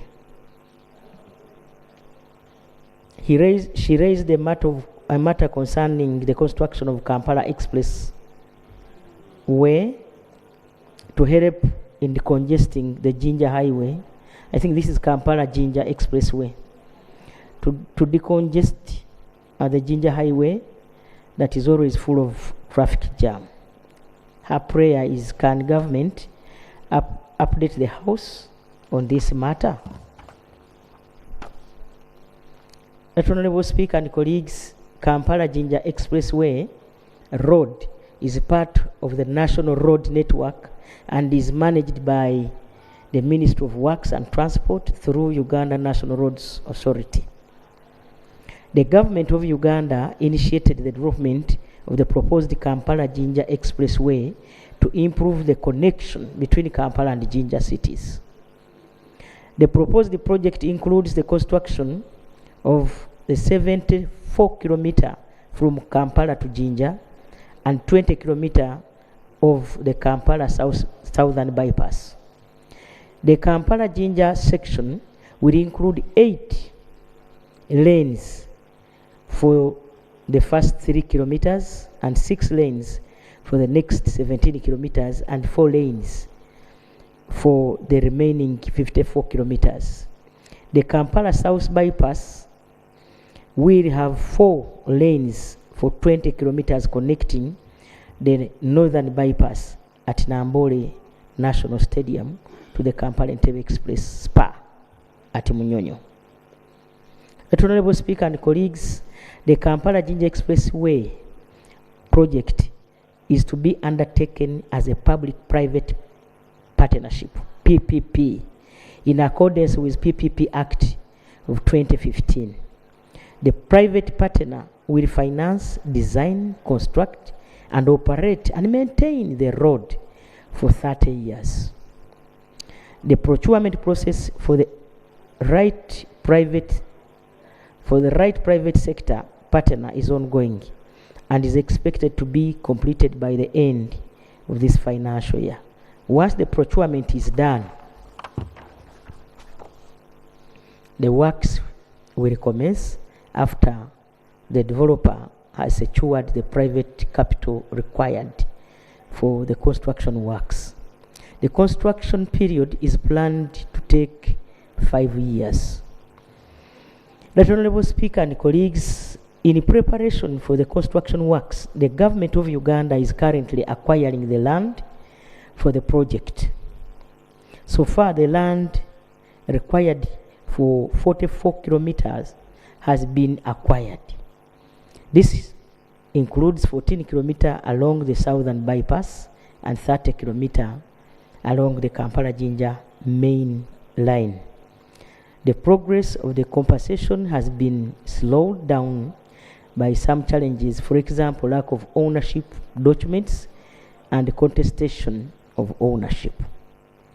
Honorable Speaker and colleagues, by December 2024, the government targets to have acquired the full section from Kampala to Namagunga and the whole Kampala Southern Bypass. The rest of the land from Namagunga to Jinja is planned to be acquired by December 2025. In the meantime, government will continue to maintain the existing Kampala Jinja Road in a motorable condition and to ensure the smooth flow of traffic along that route. I would like to assure you and honorable members and the public that the government of Uganda is committed to ensuring that the Kampala Jinja Expressway project is implemented to improve the efficiency of Uganda's transport infrastructure. Number 5, Honorable Kibaria Henry Morris, Bugabula South. He raised a matter concerning a group of people that migrate and settled in Namwenda sub-county dealing in money laundering business and harassing members of the community. His prayer is that can the Prime Minister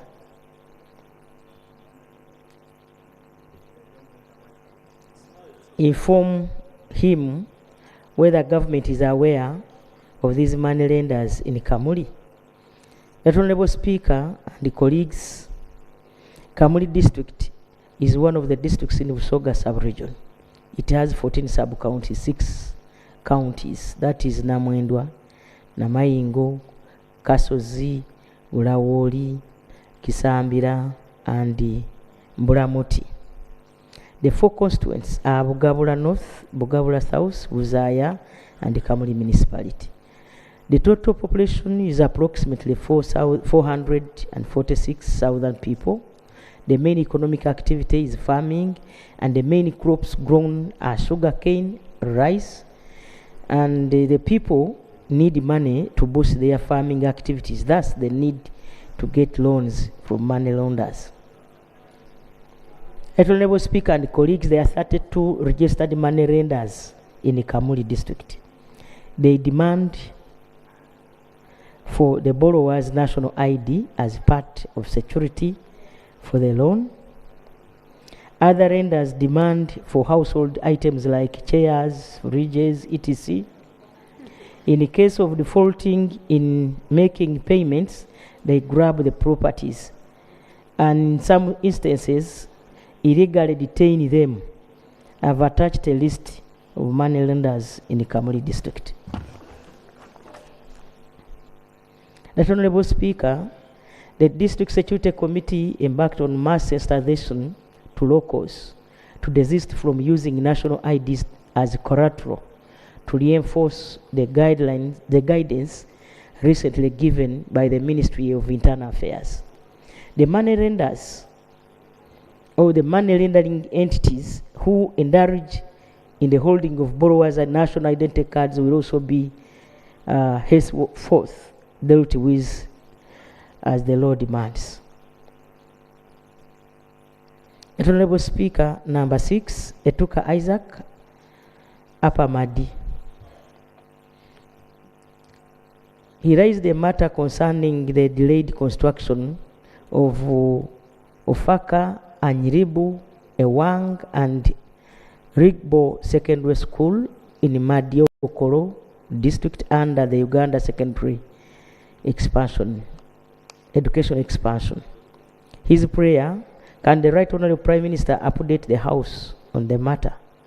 My response, Right Honorable Speaker and colleagues, is that the government of Uganda, in partnership with World Bank, is implementing the Uganda Secondary Education Expansion Project, USEP, in the sector of education and sports. This project will fund the construction of 116 new seed schools in the sub-counties without any public school, and the expansion of 61 existing schools in the refugee hosting districts. Honorable Speaker and colleagues, the policy requires that districts select which sub-counties should take priority in benefiting from the project. And the Madio local government fronted Ewang, Rigibo, and Anyiribu sub-counties are the most suitable for the new construction phase, and Ofaka for the expansion phase. That is it.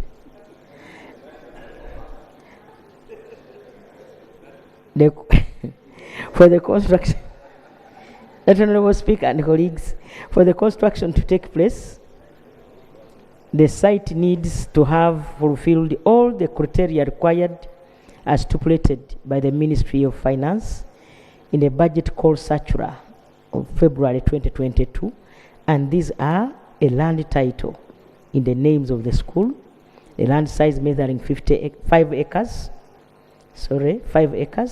and more, and land use should be restricted to institutions or schools. The Ministry on 15th August 2023 received 3 land titles from the proposed sites in Madio Okoro, namely Ewang, Rigbo, and Anyiribu, where new construction of the schools is going to take place. The 4th site of that one which is to benefit under the expansion phase, has not yet presented the title to the ministry. The Honorable Speaker and colleagues, upon receipt of a title, the ministry undertakes a series of surveys including the following. 1. Topographic, to ascertain how structures will be placed. Geotechnical, to assess the soil characteristics to determine the structures to be built. Cadastral, to confirm that the land title matches the land on the ground.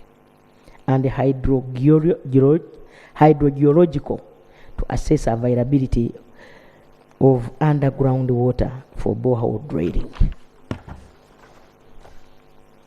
These surveys inform the preparation of site-specific bidding documents.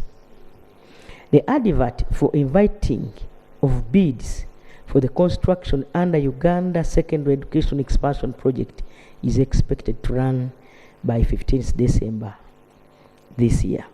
The Honorable Speaker, it is adherence to this due process and the need for adequate preparation that has led to the delayed construction in Madi Okoro.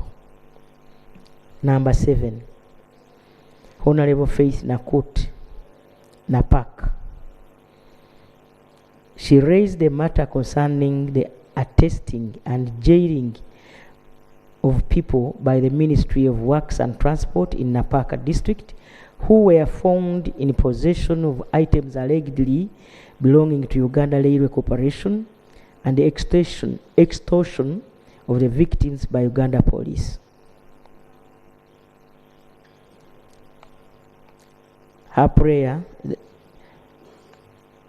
she wants me to update the House.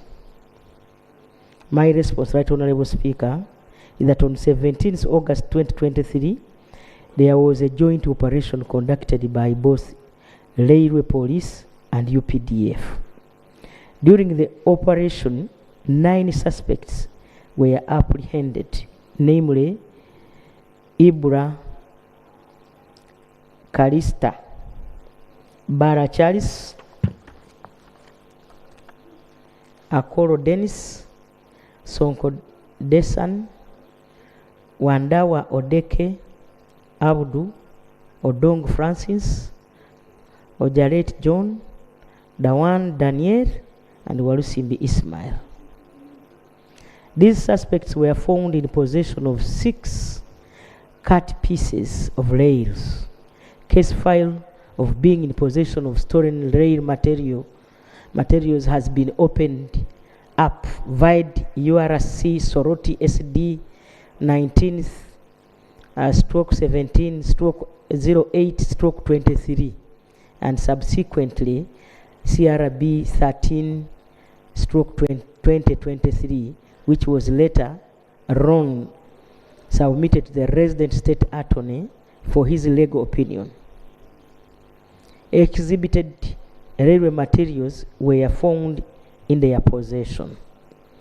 The case file was withdrawn from RSA's office before it could be acted upon by the office of the regional CID East Choga on ground that the OC Railway of Soroti neither had the jurisdiction to investigate cases nor submitting them to resident state attorney. The regional CID, however, hadn't taken over the file, but instead handed it over to the OC Railway without divulging the concern that led to its withdrawal from the RSA. The matter has been put to the relevant docket heads to sort without allowing the culprits to go scot-free on the mere excuse of procedural flaws in the case management. Honorable Speaker and colleagues, regarding the concern of extortion by the police, investigations are still ongoing so that the necessary disciplinary action can be taken against implicated officers once culp is established. Number 8, Honorable Tuka Isaac, Upper Madi County. He raised the matter concerning the delayed construction of a technical institute in Upper Madi County. The prayer is, can I update this House on the matter? My response, Right Honorable Speaker and colleagues, is that it is indeed true that Madi Okoro is among the districts without a technical institute. This is a challenge which we acknowledge and remain committed to addressing it. However, it is important for members to note the state of disrepair which many of our institutes are currently in. This has resulted from lack of maintenance over time. The ministry would therefore like to focus resources on rehabilitation of these and the fulfillment of the presence of pledges on the same. Honorable Speaker and colleagues, we are also encouraging members from these districts without institutes to make use of the existing ones. This will help us to curb the prevalent challenge of low student enrollment in order to make the continued operation of these institutes viable. In the future, we are working to ensure that each district has a technical institute and a skills development center and is operational in every constituency. Number 9, Honorable Nsibambi Yusuf, Opposition Whip, FDC, and a Member of Parliament from Maokota South. That on 27th day of July 2023, Parliament resolved that the addition of 1 billion to 135 districts, 10 cities, and 31 be used for road maintenance as opposed to road rehabilitation. However, we have received information alleging that cows who constitute part of the district roads committee are putting greater resistance to the use of this additional maintenance grant. It is further alleged that the money is sitting idle on accounts, yet roads in district cities and municipalities are impassable and in dire state. His prayer, why has it taken government too long to implement the resolution of Parliament to this effect so that the road works can go on smoothly in these local governments, cities, and municipal councils? My response, Right Honorable Speaker, is that the parliamentary resolution of 27th July 2023 on the allocation of 1 billion to district cities and municipalities for maintenance of roads is in line with the cabinet directive on the same matter. Note that His Excellency the President further guided that the 1 billion was in addition to the road fund which districts were getting. That Honorable Speaker and colleagues, on 1st September 2023, the Ministry of Local Government communicated the parliamentary resolution to all chief administrative officers, city clerks, and municipal town clerks who are currently implementing the resolution following the release of funds by the Ministry of Finance, Planning and Economic Development. A copy of the guidance is attached here too.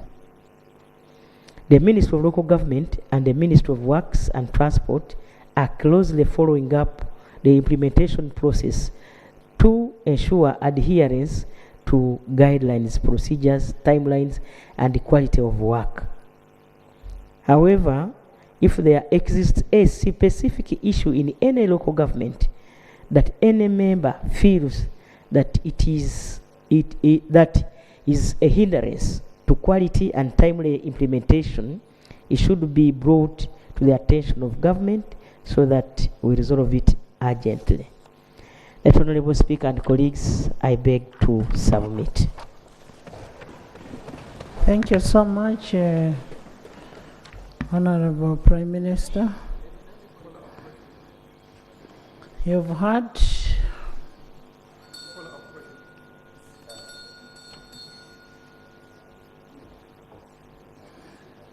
the responses from the Prime Minister.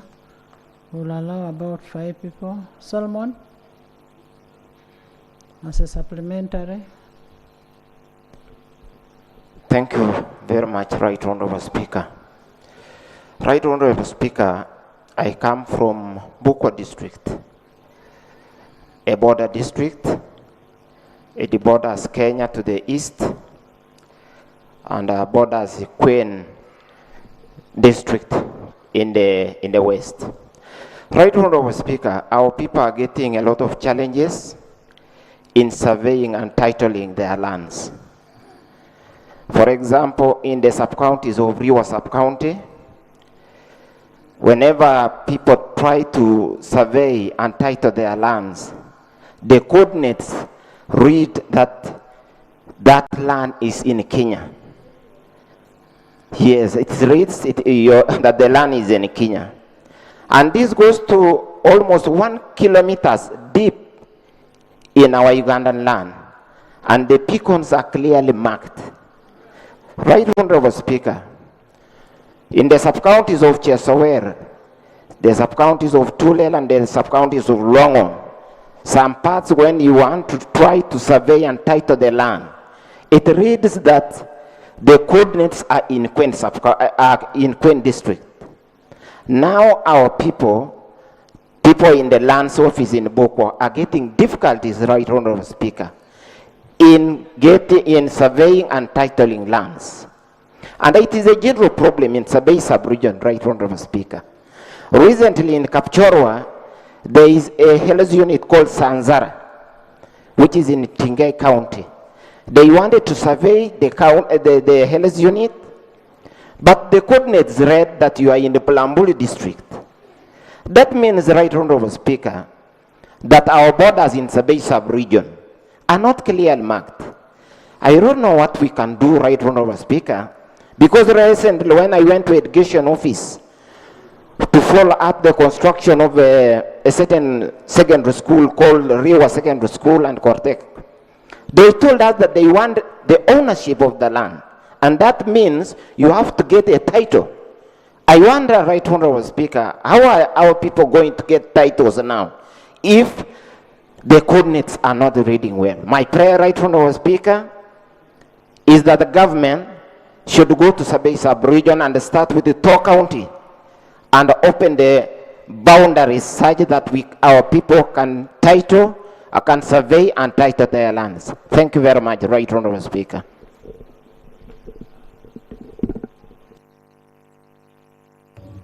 Right Honorable Speaker and colleagues, a member is raising a very pertinent issue.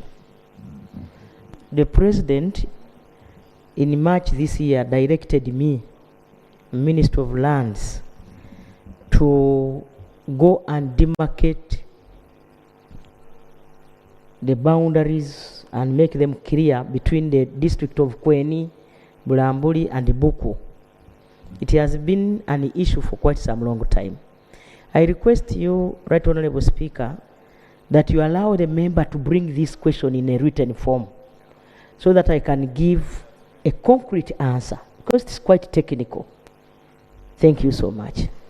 Right Honorable Prime Minister, Solomon raises a very pertinent issue. It is not only in Bukwa that is happening. It is also happening in Kampala here. Personally,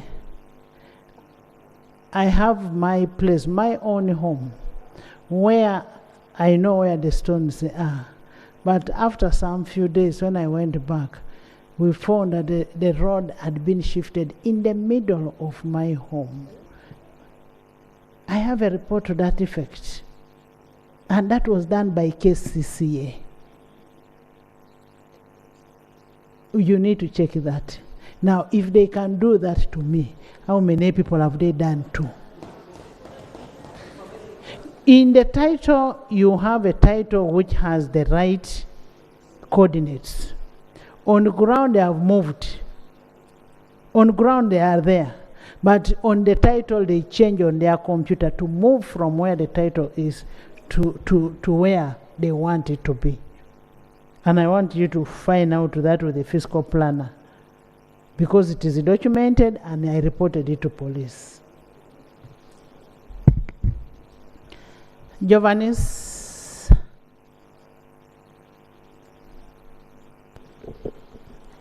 Thank you, Right Honorable Speaker. Allow me to join my colleagues to wish you a happy birthday. Right Honorable Speaker, Chirhura district was hit by heavy rains and hailstorm, and properties were destroyed, some schools, houses, and crops. On 10th of October, we officially wrote the Prime Minister's office about the case. And this happened in about 8 sub-counties. Allow me to mention those sub-counties, though I will not go into the details of parishes and cells. Those were officially submitted. Some sub-counties that were heavily affected include Chikat sub-county, Kenshunga sub-county, Chinoni sub-county, Dushere Town Council, Chirhura Town Council, part of Nyakashashara, Akayanja, part of Retamu, Kashonja and Chitura. We have been waiting. We did what it takes. We did the report. We submitted, and we are still waiting. I request, through you, Right Honorable Speaker, to know from the Prime Minister the progress on the support to the district. I thank you. Thank you. I thought they respond to the one they raised first. Right Honorable Speaker and colleagues, you directed me last Thursday to have a meeting with members of Parliament so that they can bring their concerns, and then you told me not even to report back here. That Honorable Speaker, we had that meeting on Tuesday this week, and a number of members came, and we have done the compilation. That Honorable Speaker, the member in concerned, if she wrote early, her concern will be taken care of. I promise that we shall handle, including those who brought their issues last Tuesday. That Honorable Speaker, even your issue was brought to our attention of Bukedia, the flooded roads and many other. Because I brought all the ministers concerned. We had the Minister of Works, Honorable Katumba himself was there. UNRWA was present. The Ministry for Disaster Preparedness, Honorable. Honorable Speaker. Honorable, let the Prime Minister finish, then you'll bring your issue independently. I even want to thank Honorable Esther. After the meeting, she went and saw what was happening in my village. And she will tell you that things are bad. Yes. Right Honorable Speaker, we constituted a team, both technical and political, to go with the members of Parliament to see what is happening in their area. We have also gone ahead to come up with a supplementary on the directive of the President. He's saying that we needed to, first and foremost, put in place a measure, an urgent measure, so that we can address these concerns there and then. These ones that are being brought up by floods, by these disasters. Right Honorable Speaker, we are moving in the right direction. I promise members to be patient. When do we have the supplementary? The supplementary may come here in 2 weeks' time. Because people are suffering. Yes, Right Honorable. Yes. Yes, Honorable Kwizera is burning. Right Honorable Speaker, thank you very much. Right Honorable Speaker, all members have been raising issues of disaster, and there is a way to handle them. And the Constitution of Uganda, Article 249, directs government to have a disaster preparedness and management commission. Could the Right Honorable Speaker inform this House when this commission will be The there. Speaker, me to inform you. Through you, can you direct the Prime Minister to tell us? I thank you. Let No, me but tell that you. is a mechanism that should be in place. Formation of the Disaster Preparedness Commission, as per Rule 249, will come together with the Constitutional Review Commission. So those commissions will come. So for now, let's first save the lives. Ayeko?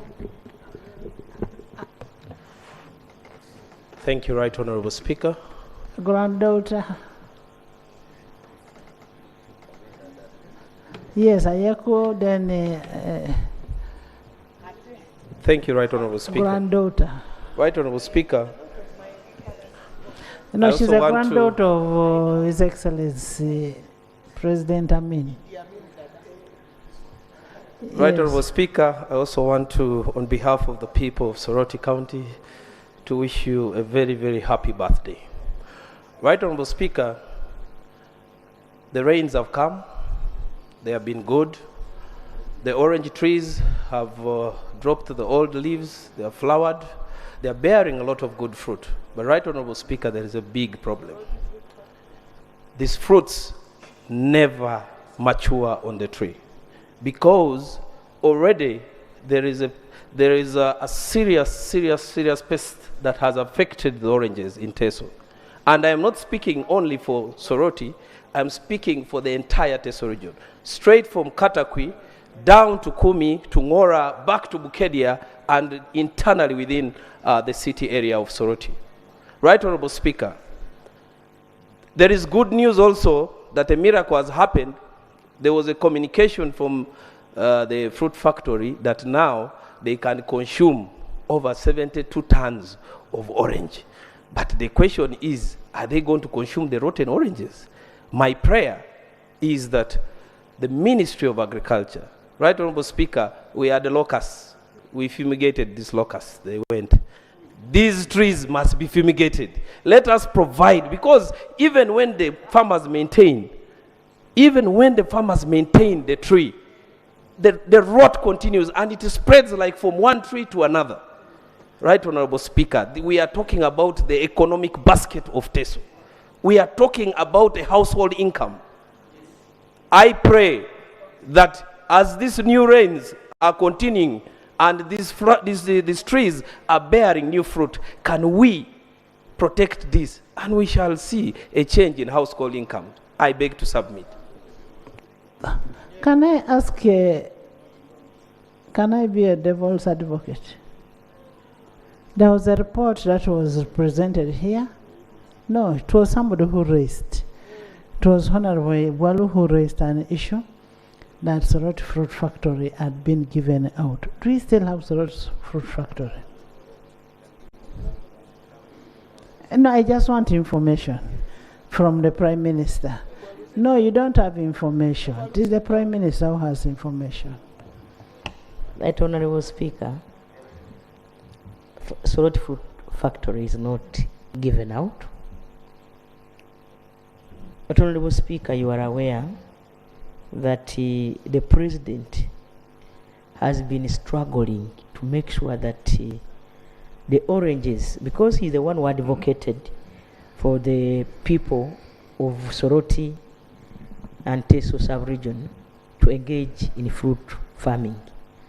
So the current factory we have has got limitations.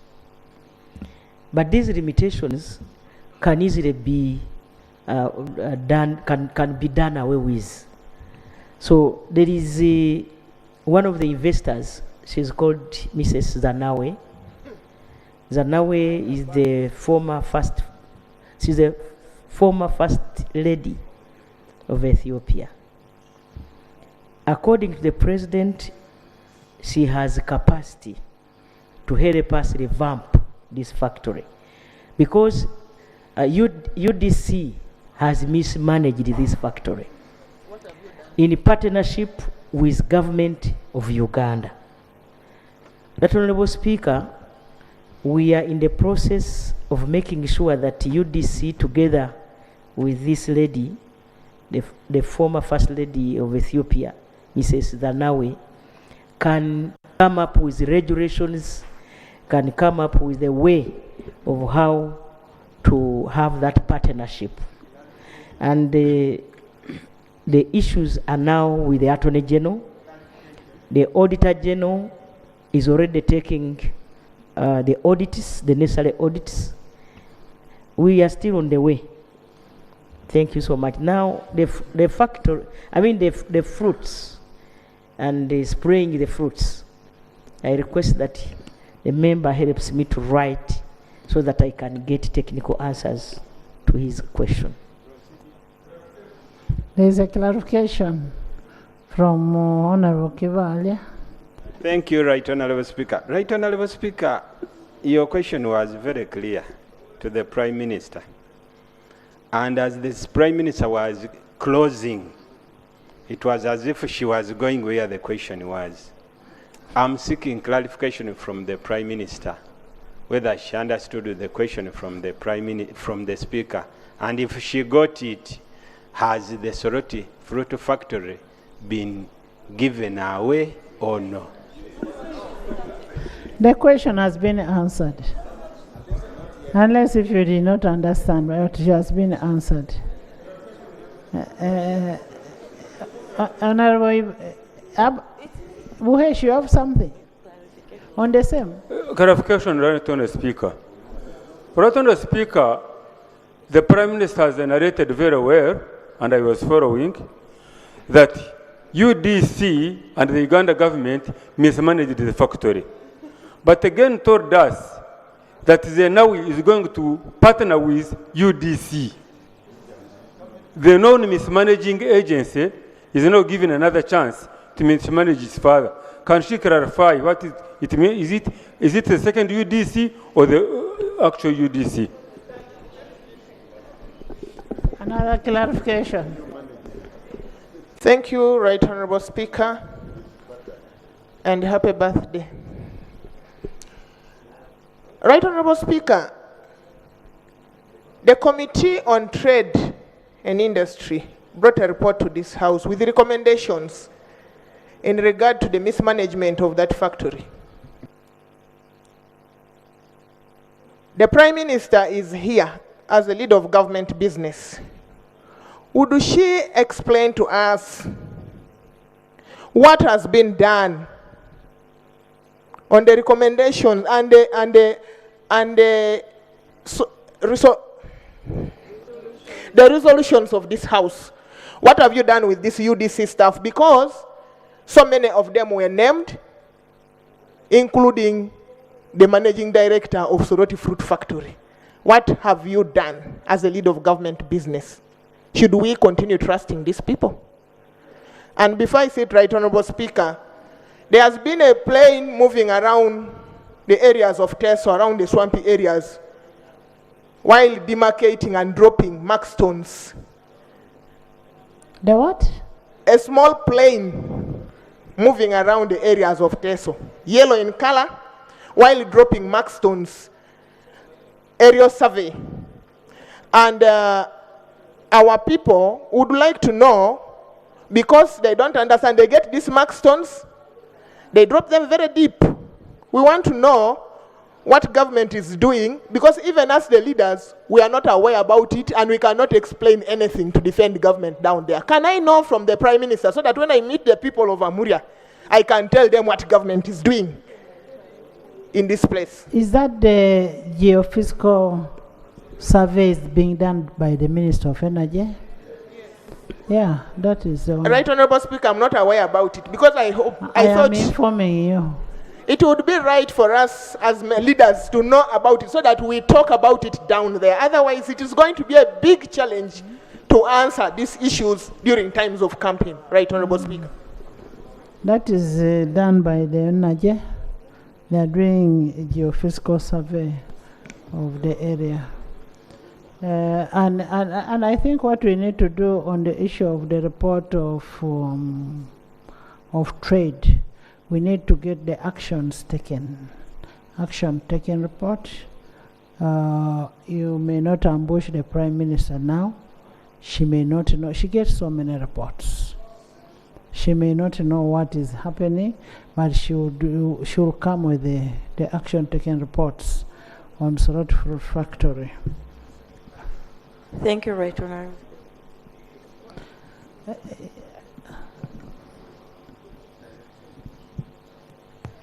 Honourable Speaker and colleagues, it is against the background of our resolutions in this House that the President is, I can say, struggling to make sure that what we promised our people is fulfilled. Honourable Speaker, I will come up with a detailed report with concrete answers on how far we have gone, where we are in regard to the resolutions of the Committee of Trade and Industry. Thank you. Ibanda. Ate Ibanda. Thank you, Right Honourable Speaker. Happy birthday and congratulations on your double blessings. Right Honourable Prime Minister, I raise a concern about my people in Koboko. 6 students were sent back from Ora Technical School because they tested positive of hepatitis B. My concern is, our concern as Koboko is, what other plan does government have in place for those students who are suffering from lifelong illnesses? Because the technical school has denied my students access to studying because they test positive of hepatitis B. Thank you. Yes, Prime Minister. Right Honourable Speaker and colleagues, the question in front of us is quite technical. I will consult the Minister of Health and also get in touch with the district administration, the DHO and the others, to find out what truly happened. Then I will come back here and report next week. Okay. Ewanda, Dr. Bukenya. Thank you so much, the Right Honourable Speaker. The Right Honourable Speaker, happy birthday. The Right Honourable Speaker, I'm rising to ask some answers, maybe to require some answers from the Right Honourable Prime Minister. The Right Honourable Prime Minister, I want to thank you so much for the help you're giving in Toroko, especially when you visited us where, due to those floods. As I speak now, the Right Honourable Speaker, the 7 sub-counties down are submerged. And indeed, the other time when we were at the Prime Minister, we gave a report. But the challenge was that we needed land to relocate those people. Kasese and Intoroko were prioritized. But Kasese got their land. But Intoroko was left out. And Intoroko, Right Honourable Prime Minister, we have land. People have land to sell. The other time I was in your office, I told you about it. So when are we getting this land so that these people are shifted from those areas? As I speak now, if you see the pictures, really our people are suffering. I thank you, Right Honourable Speaker. Thank you. Right Honourable Speaker and colleagues, it is true I was in Toroko together with all the teams from the office of the Prime Minister. We identified 3 issues then. We needed to shift people. But the challenge then, he's aware that the neighboring land was is Semuliki. Is it Semuliki? Game Reserve. It's a national park. We even went to the extent of coming up with a resolution so that we can degazette part of that land. Then they said we have to change the constitution. So we left that path and we agreed that we get people who can sell government land. Since that time, I'm getting information in now. We even went to the extent, because some of the facilities had submerged, we constructed a health center 3. He's aware. A full health center that had submerged. We relocated and constructed it. Right Honorable Speaker, we are doing a lot. That office of the Prime Minister is doing a lot of things. So I promise that we shall, now that you have people who want to sell land, we shall get to Ntoroko and buy that land for the people. Thank you. By the way, even in Kayunga, we bought land in Kayunga. Remember the other money you wanted me to give clarity? The 5 billion? The 5 billion. We were able to construct a LSA. Yes, we were able to construct. Now the Prime Minister is making accountability to me for the 5 million. Yes. Yes. Do you remember the 5 billion? That is very good. Let me make accountability. That Honorable Speaker, we bought land in Kayunga. We constructed a health center that had submerged in Rwampanga, in Nakasongola. We constructed a school in Nakasongola that had submerged. We constructed a health facility, Health Center 3 in Butiaba, that is Bulisa. We constructed another health center in Ntoroko. We bought land on the same 5 billion. We bought land in Kasese. We are also currently constructing and upgrading a hospital in Kasese. Right Honorable Speaker, that money was well spent. We used the Army Brigade to do these facilities. Right Honorable Prime Minister, I'm also requesting that you come and, there is a school where Honorable Minister promised at Chomai Primary School. I'm also requesting that you find it in your heart to come and construct in that school. Let him tell us the status of the school. I thank you, Right Honorable Speaker. It's true the school is coded, it has teachers, but the challenge is it does not have an infrastructure. So the request by the Right Honorable Speaker to the Prime Minister is valid. So for that matter, Madam Prime Minister, she has directed me to take it up. I thank you so much, Right Honorable Prime Minister. Thank you so much. Dr. Bukenya, Kamukama.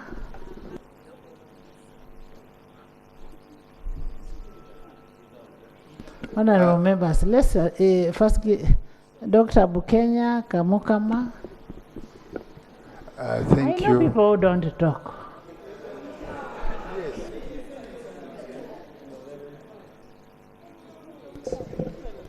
Yes. Thank you, Right Honorable Speaker. You know we need equity. You are the same people who will complain I don't give you to talk. So let's give, after that side we come to the ladies there, the 3 of them. Yes. Then some tall man here. Yes, Doctor. Thank you, Right Honorable Speaker. I wish also to join the members here to first congratulate you upon achieving the title of Nalongo. As a gynecologist, I know how it is difficult to be a Nalongo. I also wish to wish you a very happy birthday and wish you many more years. I want to go to the Right Honorable Prime Minister. There is a ban on recruitment of public servants. And the Minister of Health constructed a health center 3 in Bukuya in a hard-to-reach place called Buseregeny. And they even brought equipment that actually the few health workers there put in the store. And so it is being seen as a white elephant. The health center 3 has 2 staff and they can't operate. I would like to know from the Prime Minister when the government plans to lift the ban on recruitment of public servants, especially in the health and education sectors. Thank you. Prime Minister. Right Honorable Speaker and colleagues, that issue came in Cabinet on Monday, and the President directed Minister of Public Service and the Minister of Finance to uplift the ban. After all, the wage was provided, but Minister of Finance wanted an audit, which audit was carried out, and the report is out as we speak. So your people will be recruited. Thank you. Kamukama. Procedure on what?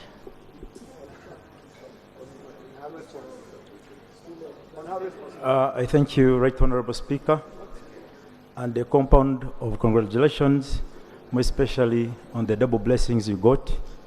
That is the twins, and happy birthday. Through you, Madam Speaker, I would love to inquire which criteria should the member use to write to Ministry of Disaster? Because I've written several letters on the disaster from Bunyangabu. You know Bunyangabu is a food basket for this nation. All the matoke we eat almost come from Bunyangabu. But we normally face a problem of hailstones and heavy winds. So I've been writing letters, but I've never gotten any response. I don't know whether I should write in Chinese or Swahili so that maybe you can respond. So I would really pray they give me a criterion on what I should do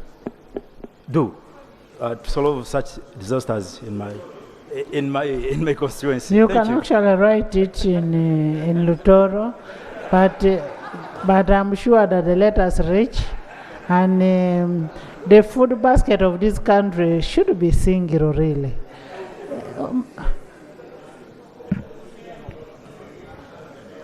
Right Honorable Speaker and colleagues, the Ministry for Disaster, now that the Minister is here, I think she can give an answer, but what I wanted to say is that the member, I don't know which technical people helped him, but we have really responded to disasters across the country. I don't know, did you go through the procedure we brought here?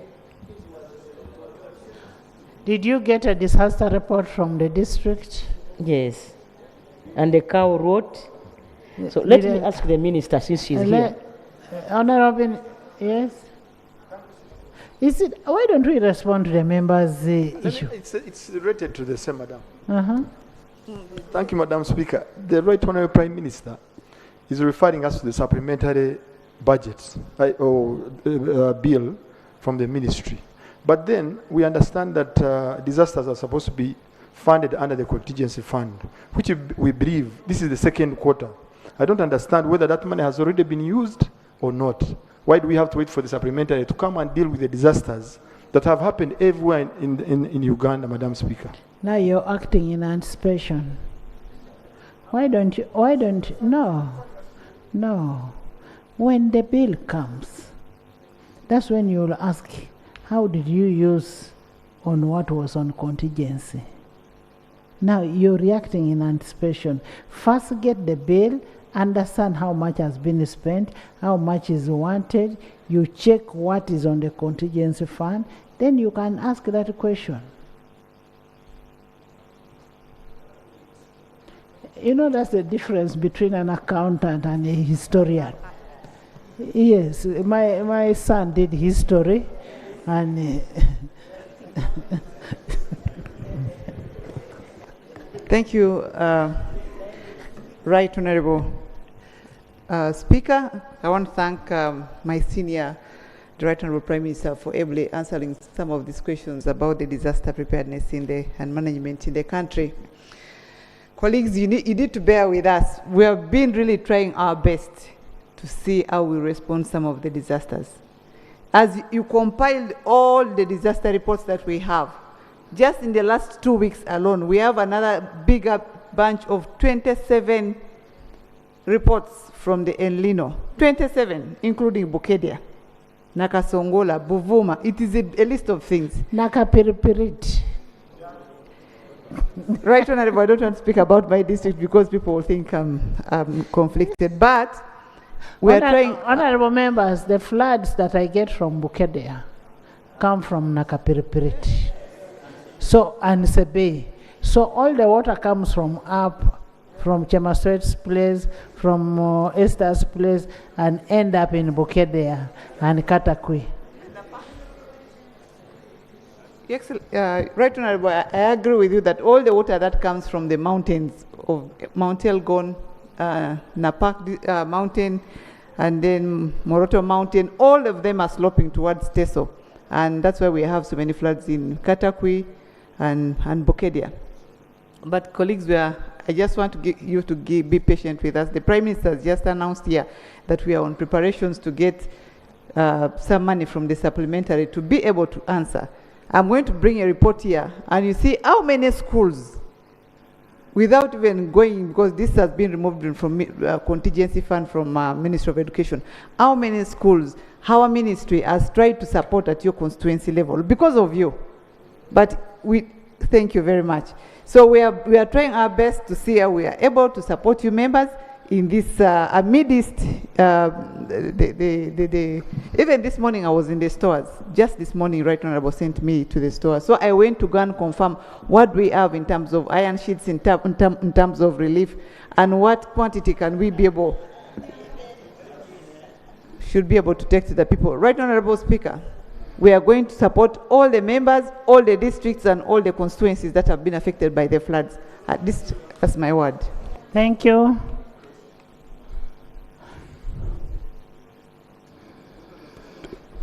Thank you, Right Honorable Speaker. I want to take this opportunity to congratulate you upon two events, the first and the second, which is your birthday today.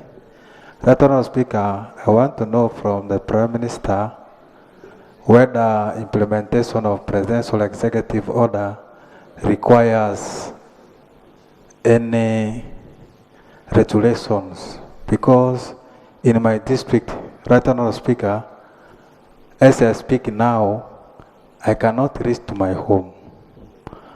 There are vehicles which are full of charcoals which are parked on the road because they cannot cross the road.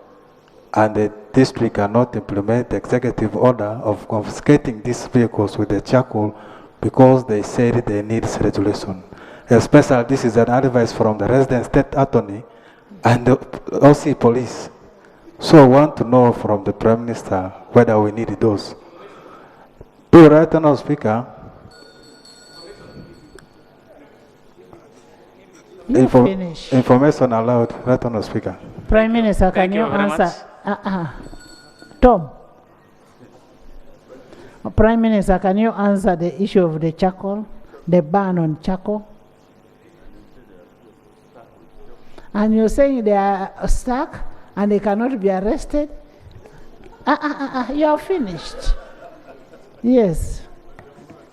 Honorable Speaker and colleagues, there is an executive order the President gave me together with the concerned ministries, departments, and agencies.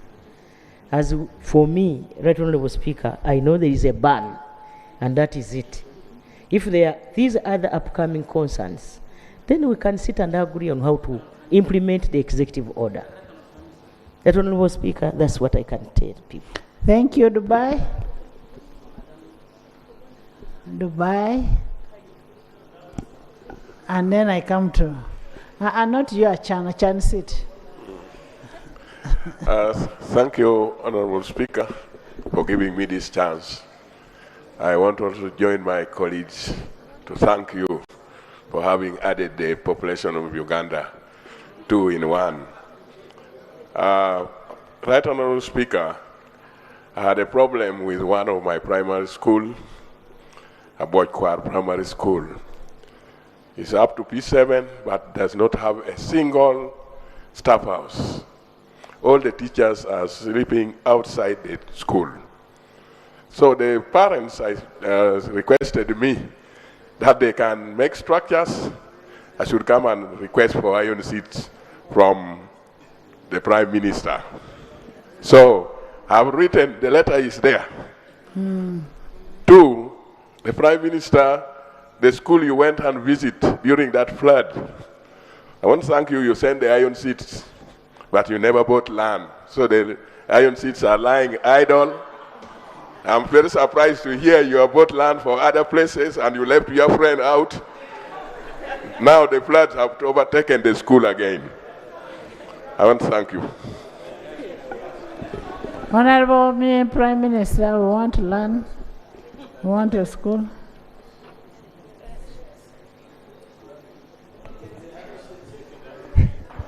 It is true, Right Honorable Speaker, I went to Amurata, and in Amurata we constructed a health center called Naruboyo. using the same 5 billion, when the president says we use army brigade, they can save a lot. He's right. With the 5 billion, we are able to construct in Amrata, like I've already told you, with others. That Honorable Speaker, even the iron sheets that you received came from the same. And so I think we have no alternative but to relocate that school. Because the other time, Right Honorable Speaker, it had not fully submerged. And no sooner had I left, the people who went there to see, found out that the school the water had receded. And so we thought maybe it would survive. But if you are saying there is again another real currency, we have to look for a permanent solution to that problem. And I promise the Office of the Prime Minister, together with the Minister of Disaster Preparedness, will come and rescue the situation. Ntoroko?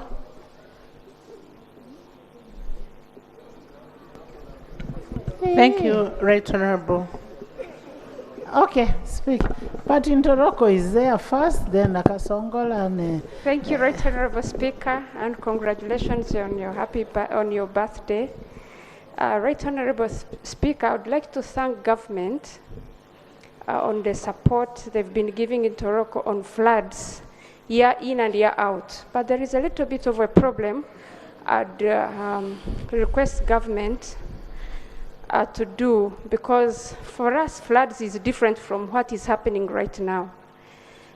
People's livelihood is being really affected so much, because each year we have floods and we lose animals, people lose property, lose business in big number. So there is a need for government to have a long-term and a short-term, because we've been getting short-term solutions of food supplies and emergency support. But now we need a long-term, because River Semliki is now becoming a lake.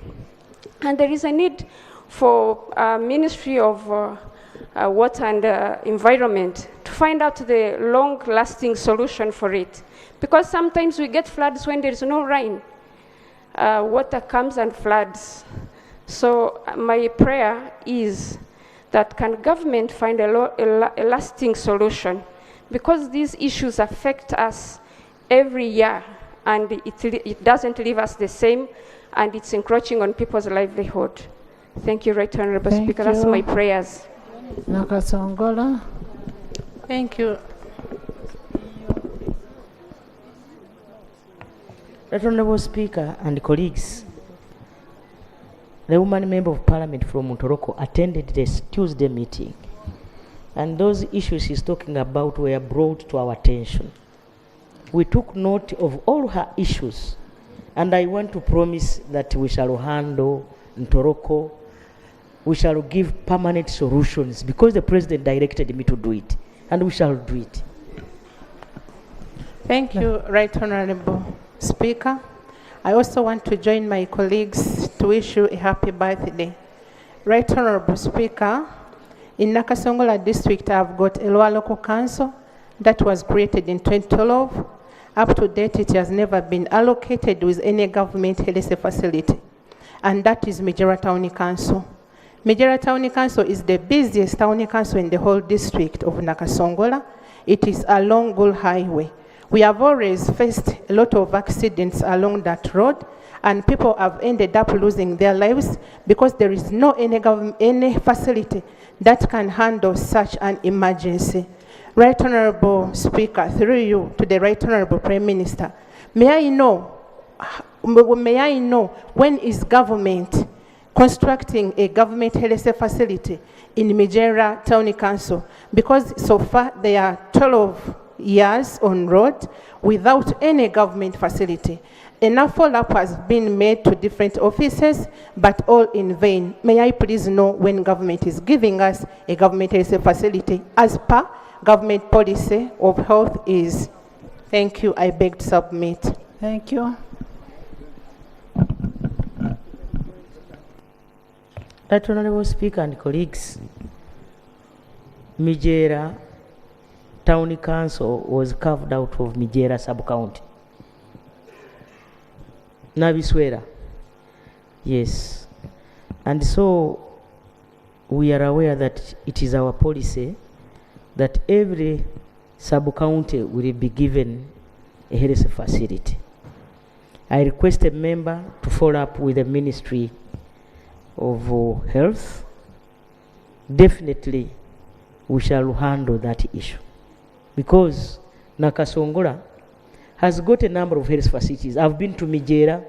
I've been to almost every sub-county in Nakasongola. And we shall handle. But they have a facility in the mother sub-county. They have a facility in the mother sub-county. It is only that now it was upgraded to a town council. We shall also handle that. Thank you. Thank you, Right Honorable Speaker, for giving me this opportunity.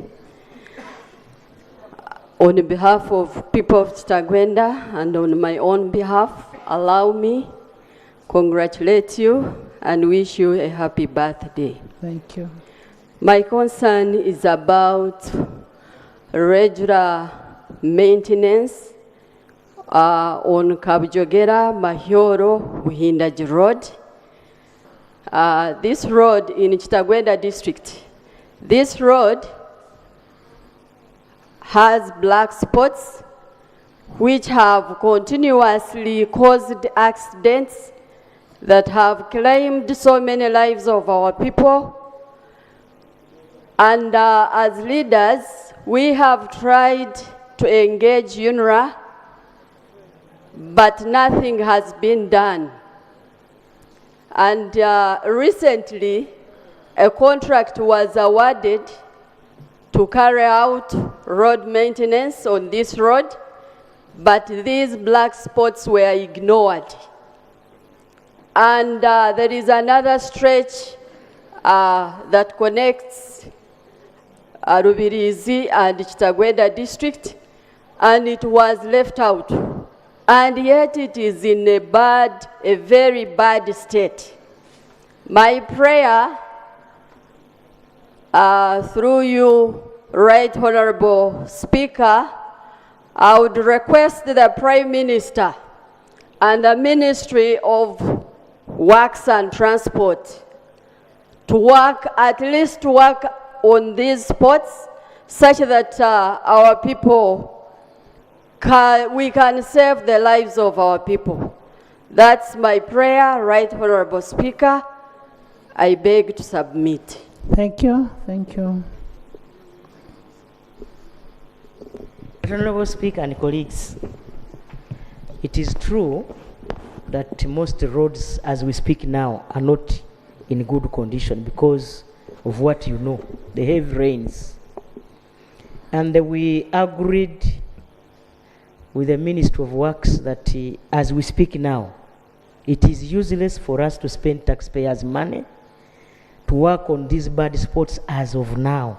Otherwise, we shall just waste money.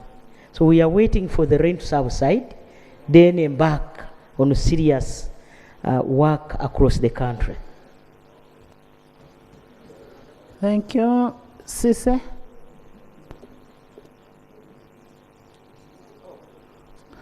Barbara? Let's start with Eva, then since you had forgotten your name. Right Honorable Speaker, there are very few people who call me Sise.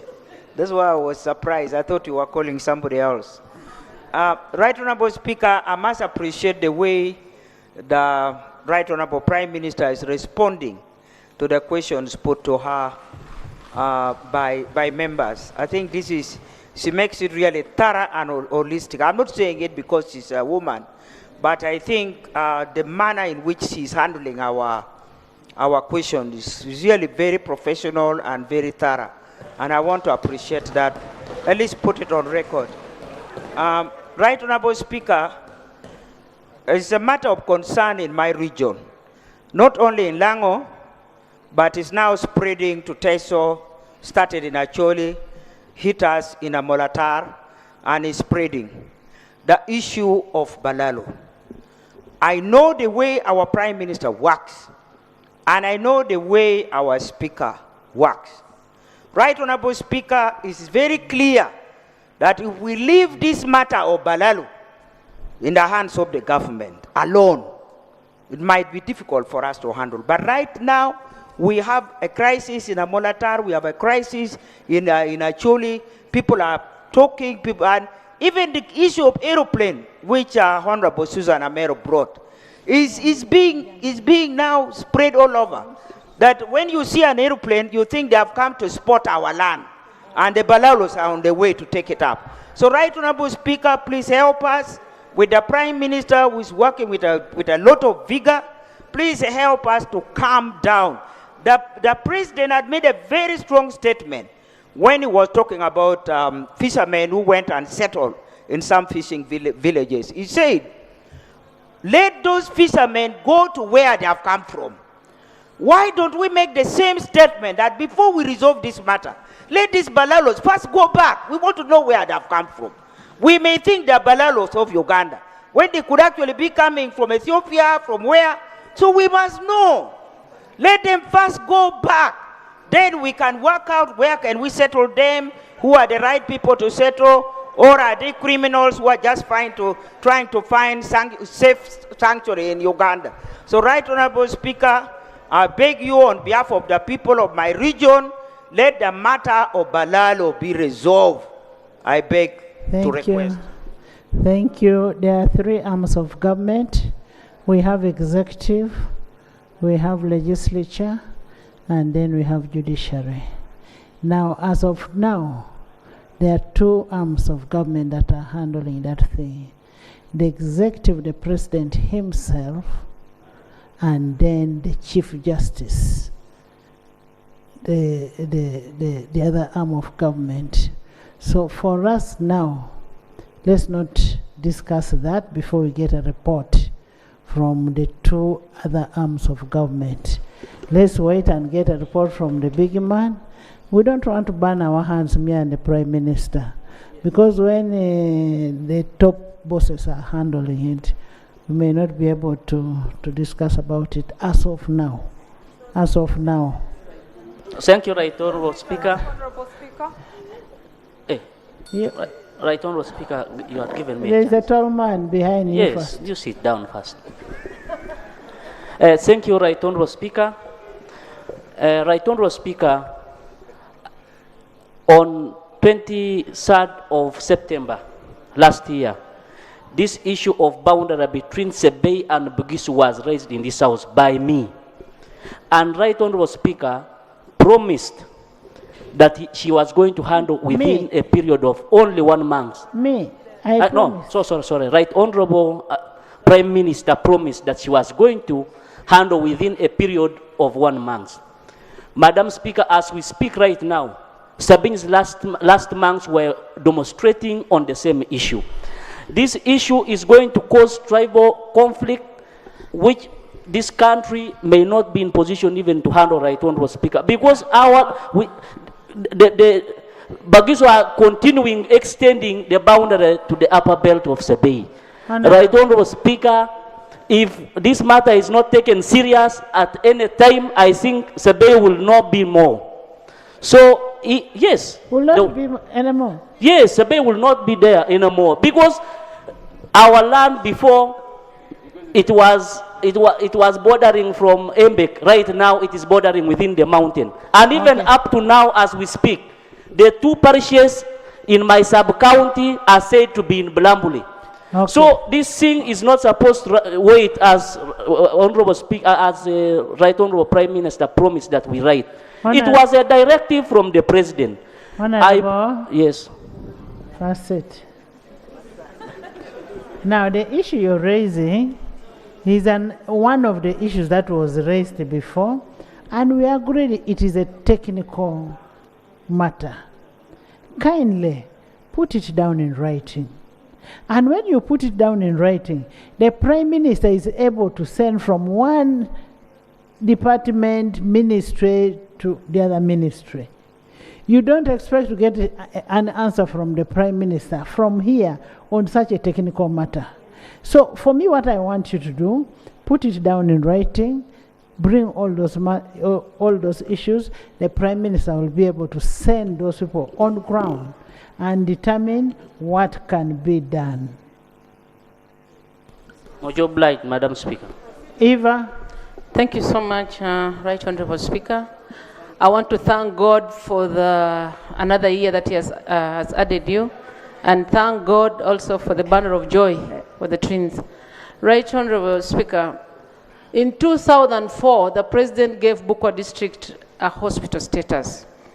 But last year, with the wisdom of the Minister of Health, the district hospital was downgraded to a health center 4. As we speak now, National Drugs Authority has decided also to cut off drugs for the same district hospital. We are now in trouble. We don't know where to take patients. So I want you, Right Honorable Prime Minister, please you take up so that Bukwa District can be reinstated and given back its status as a district hospital. Thank you. Thank you. Thank you. Honorable members. First answer that, then. Right Honorable Speaker and colleagues, I cannot deceive you that I have an answer to her issue, because I'm hearing it for the first time, how government can downgrade a hospital to a health center 4. It is strange. And so I request a member to help me write that question so that I can get answers. Thank and you. Also take action where Yeah. possible. Adome. Honorable members, as I promise, Adome, can you first finish? You finish, Adome. Then I make a ruling. Thank you, Madam. Thank you, Madam Speaker, for giving me the opportunity to engage the Prime Minister.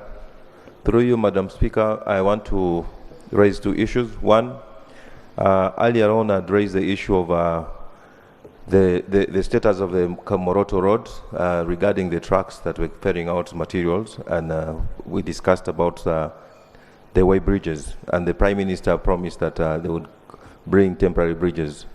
So I want to use this opportunity, since the Minister of Works is here, maybe if he can tell us when exactly they can do that, because we really have a big challenge. And then secondly, I also want to inquire what we requested for the mortuary, because we told you the whole of Karamoja sub-region does not have a mortuary. So we move bodies all the way to Mbale, especially we always have to engage UPDF to assist us with the facility in Mbale, which has also become a bit costly and difficult, because sometimes we find their mortuaries is already filled up, so we had to hang in there. So that is why I want to inquire from the Prime Minister when you think you can also help us with that facility so that we're able to help our people. Thank you. The whole of Karamoja. Right Honorable Speaker, I have been to Moroto Regional Referral Hospital. And the fact is, what he's talking about is true. The facility that they use does not have a cooler. It's like a store, and so bodies decompose. I request that the member puts this again in writing. They have a mortuary, but without a cooler. They don't have, the body cannot stay there for. They can't stay. Yes. Okay. I was shown a store. Please put it down in writing. Yeah? Yes. Put it down in writing. Mbabazi? Weybridge, I request my colleague here, the former DC, and the Alob. And there is a... But, Right Honorable, it is true that the weight of the trucks... Honorable members, when you start singing left, right, center, that procedure, Aroboy, sit. When you start singing your left, right, center, procedure, me, I am a mother, I have to look after my kids. I had to get in the house to Tuesday too.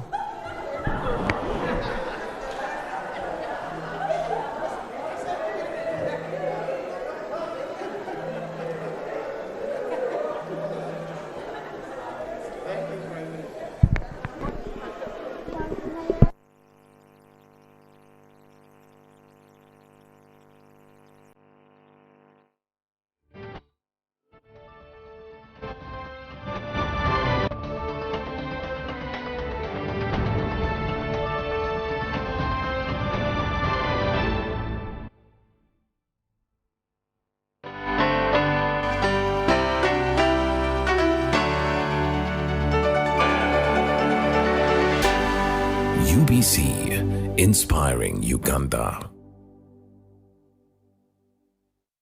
Pick of the day on UBC.